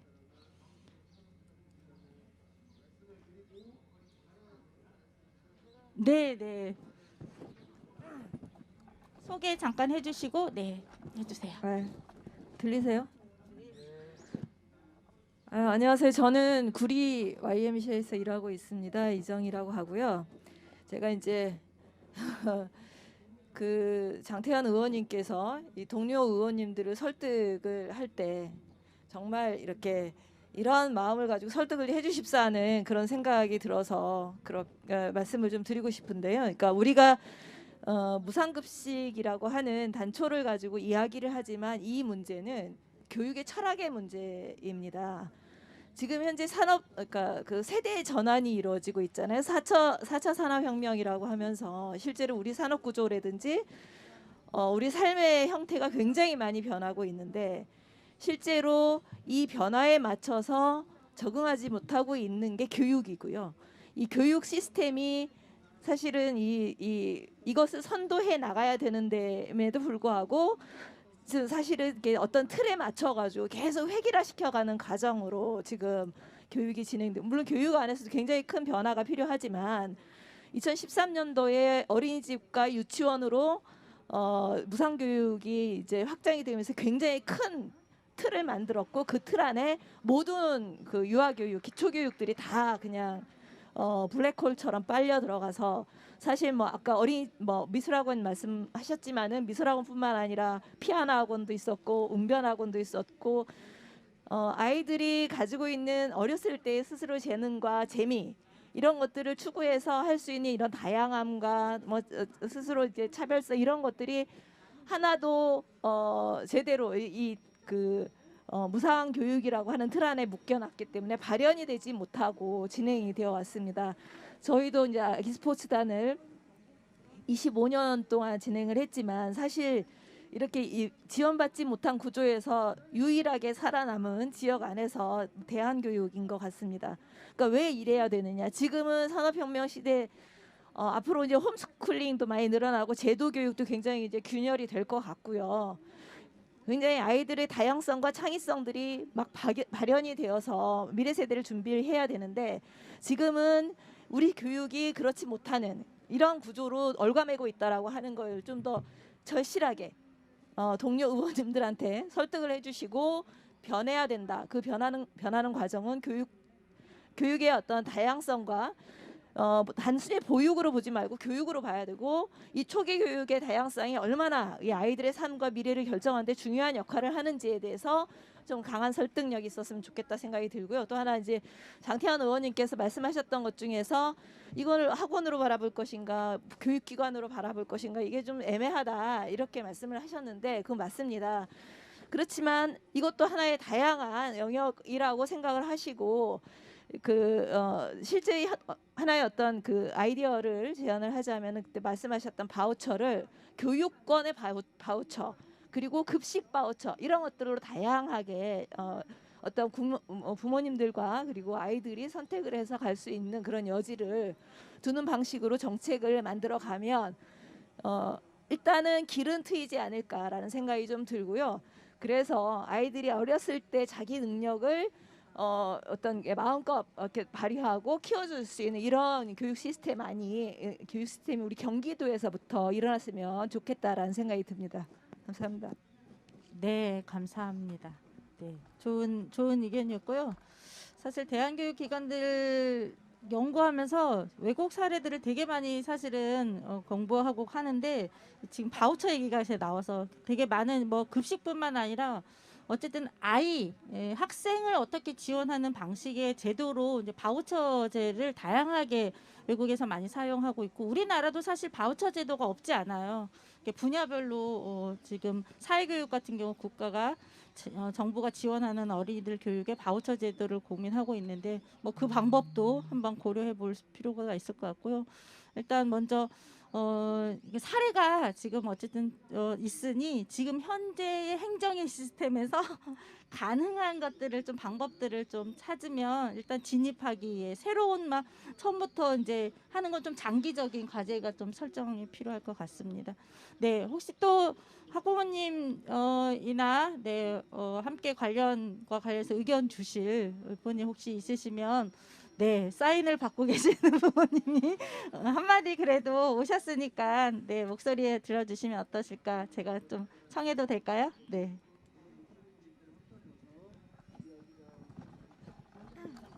안녕하세요. 저는 그 부천 YMCA 아이를 보내고 있는 4살하고 7살 아이 엄마인데요. 4살 아이는 지금 어린이집에 다니고 있고 7살 아이가 지금 5살부터 부천 YMCA 다니고 있는데요.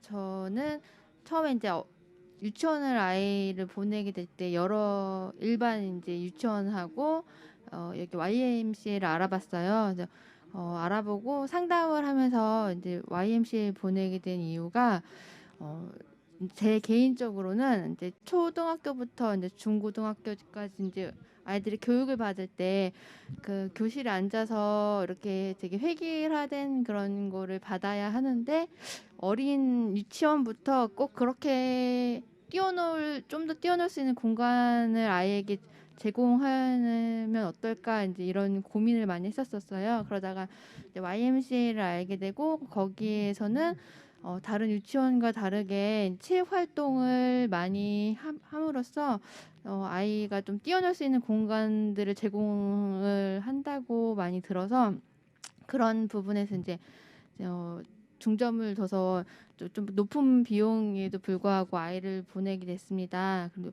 그리고 또 이런 대안 교육이 다른 이제 유치원 일반 유치원 그 지원을 받고 있는 유치원에도 좋은 사례가 되는 부분이 뭘까 이런 생각을 해보니까 여기 부천 YMCA는 일주일에 한 번씩 숲 활동을 하고 있어요. 그리고 또 한 번은 가까운 공원에 나가서 아이들이 달리기를 합니다. 그래서 이런 그런 일주일에 한 번씩 숲에 가는 게 아이들에게 참 많은 체육 활동이라든가 또 뭐 그런 활동에 대해서 많이 도움이 되는데 그런 게 다른 유치원에서도 보고 배워서 뭐 일주일에 한 번씩은 못 가더라도 한 달에 한 번씩은 가는 그런 거가 모델링이 되더라고요. 이런 대안학교의 교육들이. 그래서 그런 부분에서 다른 꼭 이 대안학교가 일반 유치원에서도 그런 좋은 사례가 되면서 이렇게 모범이 되고 있는데 왜 또 급식의 부분에 대해서는 왜 지원을 받지 못하는가에 대해서 또 깊은 고민을 하게 돼요. 근데 또 이게 선택을 엄마들이 할 때 또 보내고 싶지만 대안교육 이런 철학이라든가 아이들 좀 더 숲에서 뛰어놀 수 있는 환경을 만들어주고 싶지만 비용을 왜냐면 더 많은 비용을 교육비를 내야 되고 또 급식비도 내야 하기 때문에 보내고 싶어도 그런 경제적 부담 때문에 보내지 못하는 부모들이 많이 있거든요. 왜냐면 그러다 보니까 엄마들 사이에서는 돈 있는 사람들만 보내는 곳이지 뭐 이런 생각을 하시는 분들도 많이 계세요. 그러다 보니까 급식비가 조금 더 지원이 된다면 또 그런 보내고 싶어도 보내지 못하는 부모님들한테 더 많은 그런 교육에 대한 선택권이 주어지지 않을까 이런 생각도 해봤습니다. 네, 감사합니다. 사실 뭐 급식뿐만 아니라 모든 아이들이 자유롭게 교육받을 수 있는 모든 교육은 국가가 책임진다라고 다 포함되어 있지만 한꺼번에 할 수 없지만 적어도 보편타당한 권리로서의 그 급식부터는 먼저 시작하자라고 하는 그런 이야기들 중심으로 얘기를 해주셨고요. 온라인에도 많은 분들이 의견들을 이렇게 첨언해주고 계셔서 온라인 의견 몇 가지 청취해서 듣고 넘어가도록 할게요. 네.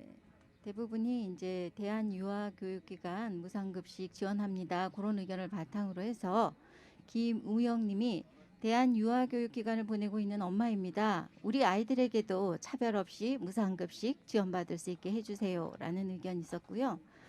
그리고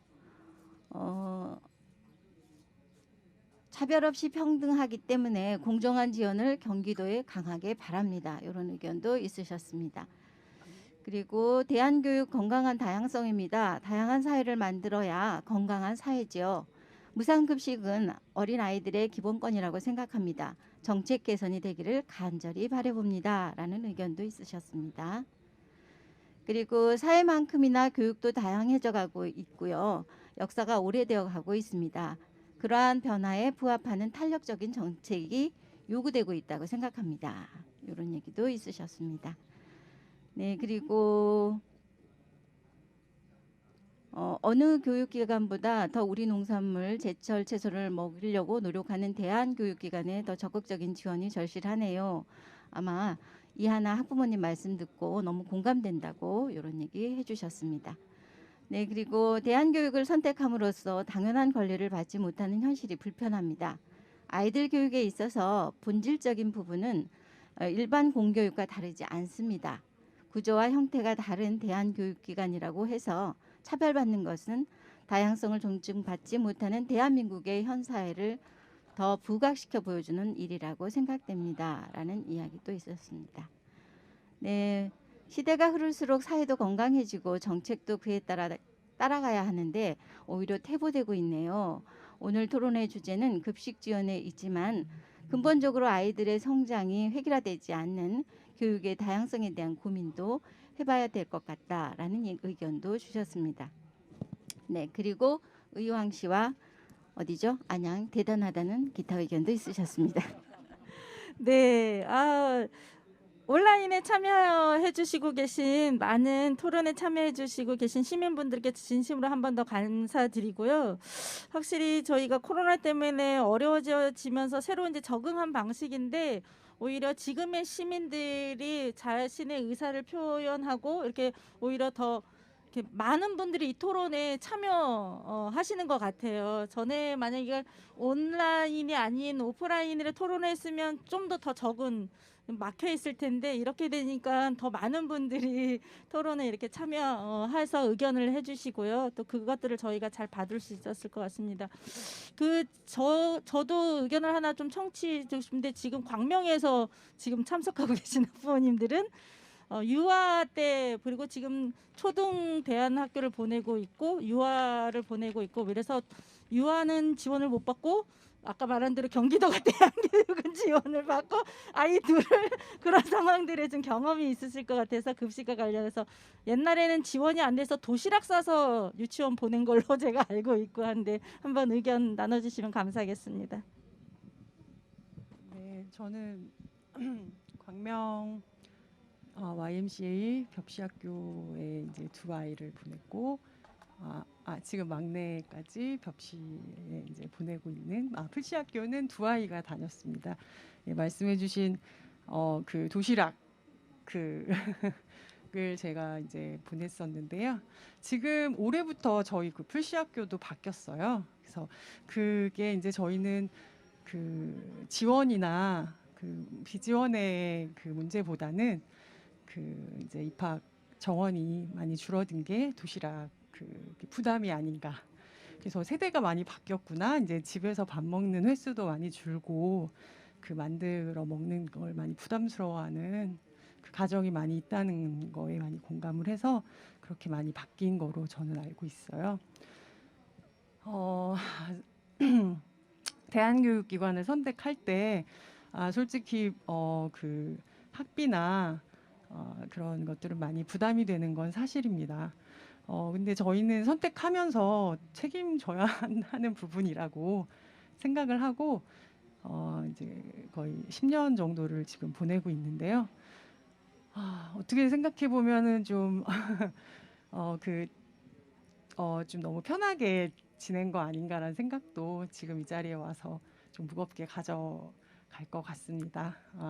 이제 앞에서 이렇게 운동해 주시는 사무총장님이나 이렇게 대한교육기관 안에 관계자분들이 계셔서 어떻게 보면 조금 더 제가 좀 이 선택을 한 거에 또 아까 말씀해 주셨던 그 자율권을 내가 행사를 했었구나라는 거에 좀 또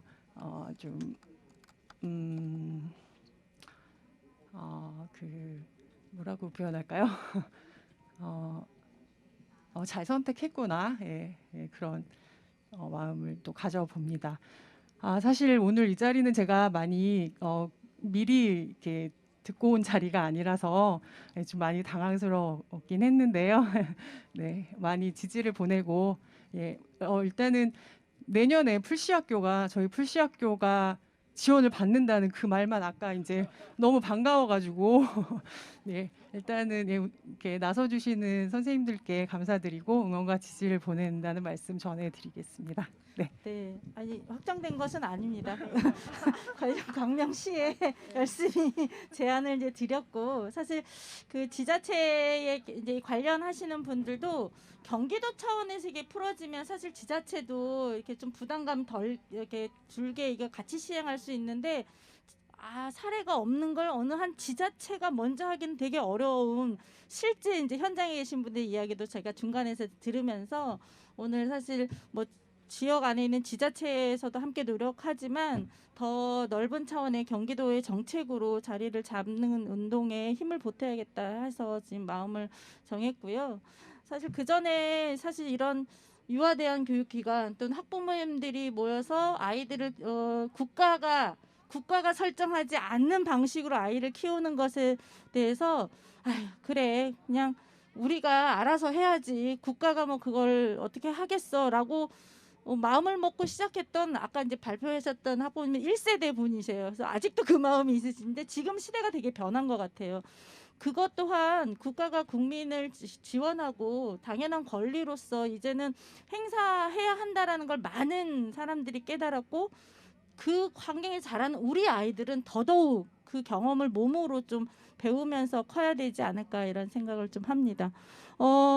지금 이제 시간이 많이 이제 예정된 시간들을 가고 있는데 좀 마무리 단계에 좀 진행을 하려고 합니다. 혹시 몇 가지 더 의견이 있으신 분들은 좀 의견을 좀 한두 분 더 받고 그다음 마무리를 하려고 합니다. 네, 안양에서 네 오셨으니까 네. 먼 길 또 수원까지 오셨으니까 한마디 의견 주시면 감사하겠습니다. 안녕하세요. 잘 들으려고 왔다가 원장님이 조용히 마이크를 제 책상에 두시는 거 보고 뭐 추워서 떨리는 건지 이게 긴장돼서 떨리는 건지 잘 모르겠네요. 저는 이제 첫째, 둘째가 다 안양 YMCA를 졸업해서 이제 초등대안학교 별이학교를 다니고 있고요. 그리고 이제 셋째가 이번에 입학했어요. 안양 YMCA를. 해서 6년, 횟수로 6년째 지금 계속 다니고 있어요. 아직 졸업을 못하고. 근데 주변에서 제가 이제 아이를 YMCA 보낸다고 했을 때 진짜 지금 말씀해주신 학부모님들 말에 다 공감이 돼요. 다 그 비싼데 뭐 나는 못 보내, 우리 집은 못 보내 이제 그런 얘기를 가장 많이 들었고 다 그런 말씀을 좋지 보내고 싶지 그런데 지금 뭐 첫째 둘째만 보내도 교육비나 급식비가 많이 내야 되는 상황이니까 선뜻 이제 결정을 많이 못 하시는 거죠. 그래서 마음은 그렇게 우리도 이런 교육을 하고 싶은데 실제 2명 이상 보내게 되면 이제 많이 올라가니까 경제적 부담도 돼서 보내고 싶어도 이제 그런 지원받는 인가 시설을 많이 보내고 있는 것 같아요. 그래서 처음에 저도 뭐 YMCA 진짜 그냥 추천으로만 왔다가 이런 그러니까 대한유아교육기관이라는 용어도 잘 몰랐고 그러니까 대한교육이라는 것도 잘 모르고 대한교육을 시작했죠. 그리고 당연히 그러니까 우리는 인가 받지 않은 시설이니까 당연히 지원 못 받아. 그러니까 이런 생각을 갖고 있다가 이제 학교는 또 지원을 받고 있고 그리고 여기 자리에 참석하게 돼서 사실 그냥 저도 좀 가벼운 마음으로 왔다가 좀 이렇게 대한유아교육기관에 보내고 있는 학부모님들도 좀 많이 알고 좀 같이 움직였으면 좋겠다라는 생각을 했습니다. 그리고 무엇보다 한마디라도 하고 가게 돼서 마음이 편합니다. 이상입니다. 네, 감사합니다. 오늘 이 자리에 오지는 못했지만 이 토론회를 준비할 때 좀 관심 가지고 또 참여했던 게 하남에는 꽃피는 학교 유아과정에 있는 학부모님들 또 선생님들 같이 아마 온라인으로 지금 같이 참여하고 계실 것 같은데요. 이제부터 사실은 오늘 이제 저는 이 토론회를 항상 이렇게 시민들과 이제 함께 이런 정책 토론회들을 지금 많이 하다 보면 그 다음은 그래서 지금 이제 어떨까 이게 사실은 제일 떠올려요. 열심히 이제 이렇게 막 의견도 냈고 또 구체적인 방법도 같이 좀 고민했으면 좋겠습니다. 이제 저희가 할 수 있는 것들은 지금 이렇게 했는데 다음에 이것들을 어쨌든 이게 공식적으로 초대해서 마련된 자리잖아요. 그래서 이거 다음으로 이 올라온 의제들이 어떻게 좀 과정을 거쳐서 실제 저희들이 지금 제안 드린 것들을 시행을 뭐 하는 과정의 준비 과정이 어떤가 뭐 이런 거 되게 앉아서 토론에 참여하시면서 궁금해하실 것 같아요. 그래서 혹시 이 다음의 과정이 뭐 확정은 되어 있지 않지만 좀 이런 과정으로 좀 하려고 합니다라는 얘기를 좀 듣고 싶은데 사실 죄송스러운데 제가 자장이지만 이게 담당제에서 함께 오시면 좋은데 그렇지 못해서 혹시 김규현 총무님 이걸 주재하면서 안내가 혹시 가능하시면 부탁드릴게요. 예, 오늘 이제 이 자리가 어떻게 보면은 새롭게 변화되는 것과 과거의 관행이 같이 작동하는 자리가 아닌가 하는 생각이 들고요. 제가 지금 오늘 행사하는 정책 축제는 경기도 민간 협치과에서 지금 아까 협치국장님도 계속 이제 돌아다니시더라고요. 근데 어쨌든 협치과와 협치국에서 이 행사를 할 때 아마 여러 토론 주제들 보시면 아시겠지만 제도의 사각지대에 있는 주제들이 굉장히 많아요. 그러니까 과거에는 사실 도나 지방자치단체는 제도 안에만 했지 제도의 사각지대 다루는 것 자체를 되게 이제 거부 반응을 많이 느꼈죠. 근데 어쨌든 제도의 사각지대를 정책 의제로 공식적으로 다룬다는 거 이건 이제 새로운 변화고 그럼에도 불구하고 아까 장태환 의원님 말씀하셨지만 담당 부서는 이게 어쨌든 사각지대잖아요. 그러니까 우리 업무가 아니라고 생각해서 참석을 안 하신 거죠. 그래서 양쪽이 이제 공존되고 있는 거고요. 여러분들이 정책 축제고 내용 보시면 아시겠지만 내일 이재명 도지사님하고 만남의 자리가 있습니다. 근데 그 자리에서도 생방송 질문들을 전부 다 이렇게 접수해서 그 자리가 뭐 시간은 길지 않기 때문에 아마 답변을 일일이 다 하시지 못하실 텐데 어쨌든 거기에서 시민들의 목소리가 나오는 거를 그 다음에 담당 부서에서 검토하겠다 이렇게 돼 있고요. 그다음에 정책 축제 끝나고 나면은 작년에도 민간협치과에서 담당 부서랑 만나는 자리 한 번씩 좀 만들었어요. 그래서 제 생각에는 오늘 장태환 의원님 말씀해 주셨던 내용들을 좀 담당 부서에 사전에 좀 의원님께서도 이렇게 제기를 해주시면은 담당 부서랑 이 정책 축제를 좀 정리하는 자리가 조금 더 생산적으로 되지 않을까 그런 생각이 들고요. 뭐 다들 잘 아시겠지만 이렇게 사각지대에 있는 정책이 구체화될 때는 주체로서 시민들의 역할이 굉장히 중요하잖아요. 그러니까 이 문제가 오늘 이제 여러 가지 다각적으로 살펴본 문제가 구체화되도록 여기 계신 분들이 지역에서 다른 학부모들과 같이 조금 적극적으로 목소리를 좀 모아주시면은 그래도 경기도에서 조금 더 적극적으로 반영될 수 있지 않을까 그런 생각이 듭니다. 네, 감사합니다. 저도 사실 광명시에 이제 협치위원들이 새롭게 이제 구성이 되고 광명시도 이제 시민들의 이런 의제들을 받아서 같이 논의하고 시행까지를 같이 해보고 실행해보는 이런 새로운 정치 체계인 거죠. 사실은 시민이 이제 직업 정치인이라든가 공무원이 이것을 끌어가는 게 아니라 시민이 사실 한 주체로 같이 해서 같이 만들어간다라고 하는 것이 이 협치 정책 체계를 지금 많은 지자체들이 지금 갖추고 있고 거기에 이제 뭐 경기도도 그런 관련해서 작년에 이어서 지금 두 번째 축제 정책 축제를 좀 하고 있는데요. 아마 돌아가셔서 다 여기 경기도민이시기도 하고 또 각 지자체에 이제는 많이 그런 통로들이 열려 있는 것 같아요. 아마 안양, 광명, 부천 다 구리도 마찬가지로 시민들의 의견들을 정책들을 이렇게 제안하고 그걸 가지고 함께 논의할 수 있는 테이블을 만들 수 있는 통로들이 그 협치를 담당하는 과들이 또 시 행정부 안에 다 있더라고요. 함께 좀 활용하셔서 이제는 알아서 이걸 어디다 전해야 되지 이런 마음 말고 좀 저희들의 좀 구체적인 그런 참여 활동들을 조금 시작해 볼 수 있지 않을까 적극 참여 드리고요. 지금 말씀해 주신 대로 내일이죠. 토요일 날 아마 결과 토론들 발표도 하고 또 아까 도지사님하고 이야기 나누는 거에 있으니까 유튜브로 내일 꼭 창 들어가셔서 지금 시청하고 계신 분들 그리고 이 자리에 계신 분들 함께 꼭 참여하셔서 끝까지 저희들의 좀 의견들이 좀 구체적인 결과로 열매로 좀 맺어지기를 함께 노력해 보려고 합니다. 함께 해주실 거죠? 네, 부탁드리고요. 이렇게 해서 지금 종합적인 토론까지 지금 이제 맞춰볼까 하는데 내가 아까 망설였는데 혹시라도 시간이 가기 전에 딱 저희가 아직 끝나는 예상 시간이 10분 남았는데 제가 10분 일찍 끝내려고 하는데 혹시 더 있으실까 싶은데 네, 꼭 있으시고 마지막으로 이 얘기는 꼭 하고 가야겠다. 감사합니다. 그냥 별로 중요한 얘기는 아닌데 물론 부모님들은 부담은 되시겠지만 이제 비싸다 뭐 이런 오해가 있을 수 있어서 저희가 최소한의 비용으로 운영을 하고 있고요. 그러니까 아이들을 위해서 아이들을 중심에 놓고 그리고 그 기관에서 일하고 있는 선생님들은 다른 그 교육기관에서 일하는 선생님들의 급여에 아주 박봉의 급여를 받으면서 사명감을 갖고 대안교육 아이들을 위해서 열심히 일하고 하고 있다는 말을 전하고 싶었습니다. 이상입니다. 네, 감사합니다.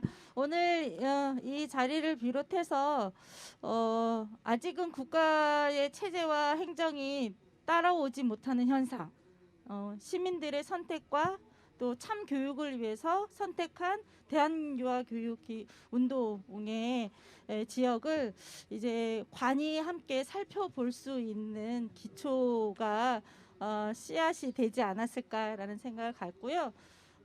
앞으로 요걸 단초로 해서 좀 더 적극적으로 우리 이 땅에 건강한 유아 아이들을 키워낼 수 있도록 저희들의 어떤 제도와 정책들을 좀 더 열심히 목소리 내어서 나누어야겠다라고 하는 다짐도 갖게 되었습니다.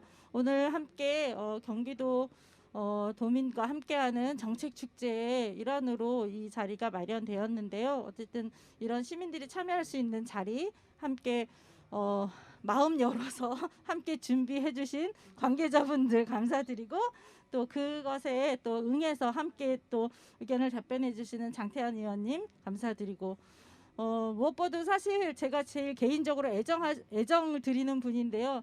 지금 어쨌든 한국에 있는 비인가 대한교육 운동에 되게 중요한 역할을 하고 있는 대한교육연대에서 정책들을 생산하고 함께 하고 있는 박민영 위원장님 특별히 오늘 더더욱 감사드리겠습니다. 물론 김기현 총무님 감사드리고요. 광명에서부터 떨리는 마음 가지고 이렇게 토론자로 아예 아침에 막 급하게 유치원차 보내고 제가 픽업해서 왔거든요.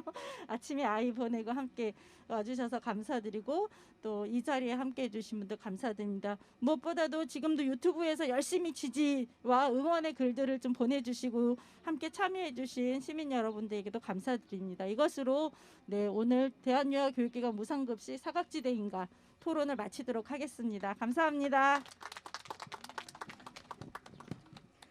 네, 지금까지 이 어려운 토론을 이끌어주신 우리 풀시학교 강옥희 교장 선생님께 큰 박수 부탁드립니다. 감사합니다. 네, 마지막에 말씀하셨던 거 저희가 정확한 제가 시간을 알려드리려고 하는데요. 11월 17일 바로 내일이죠. 오전 11시서부터 12시 10분까지예요. 이재명 경기도 지사님과 도민정책 대화 시간이 그 시간에 정해져 있으니까 현장에 오셔도 되고 온라인 유튜브 상으로도 함께 대화를 나누실 수 있겠습니다.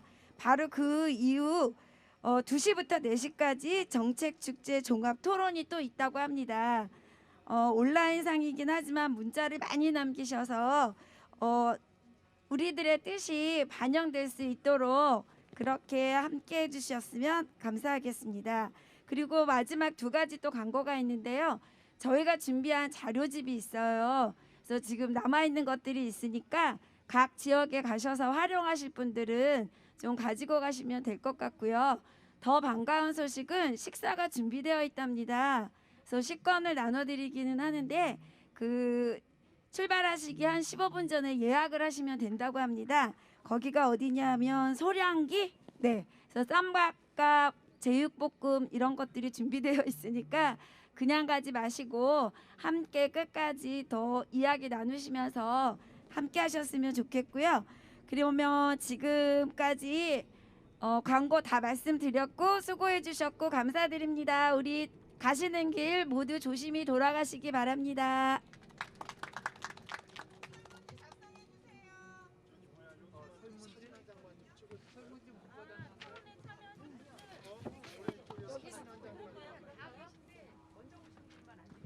저 잠시 우리 사진을 그래도 기념사진을 되게 어떻게 보면 앞으로 어떻게 될지 모릅니다. 이 자리가 어떤 역사적인 첫 자리였는지. 그래서 잠깐 요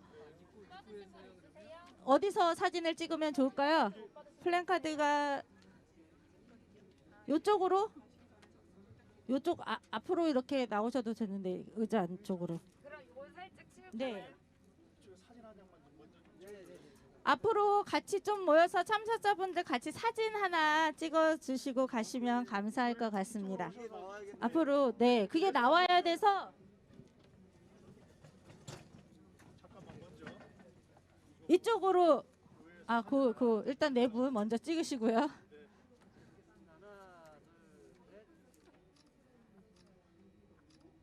네. 네 분만.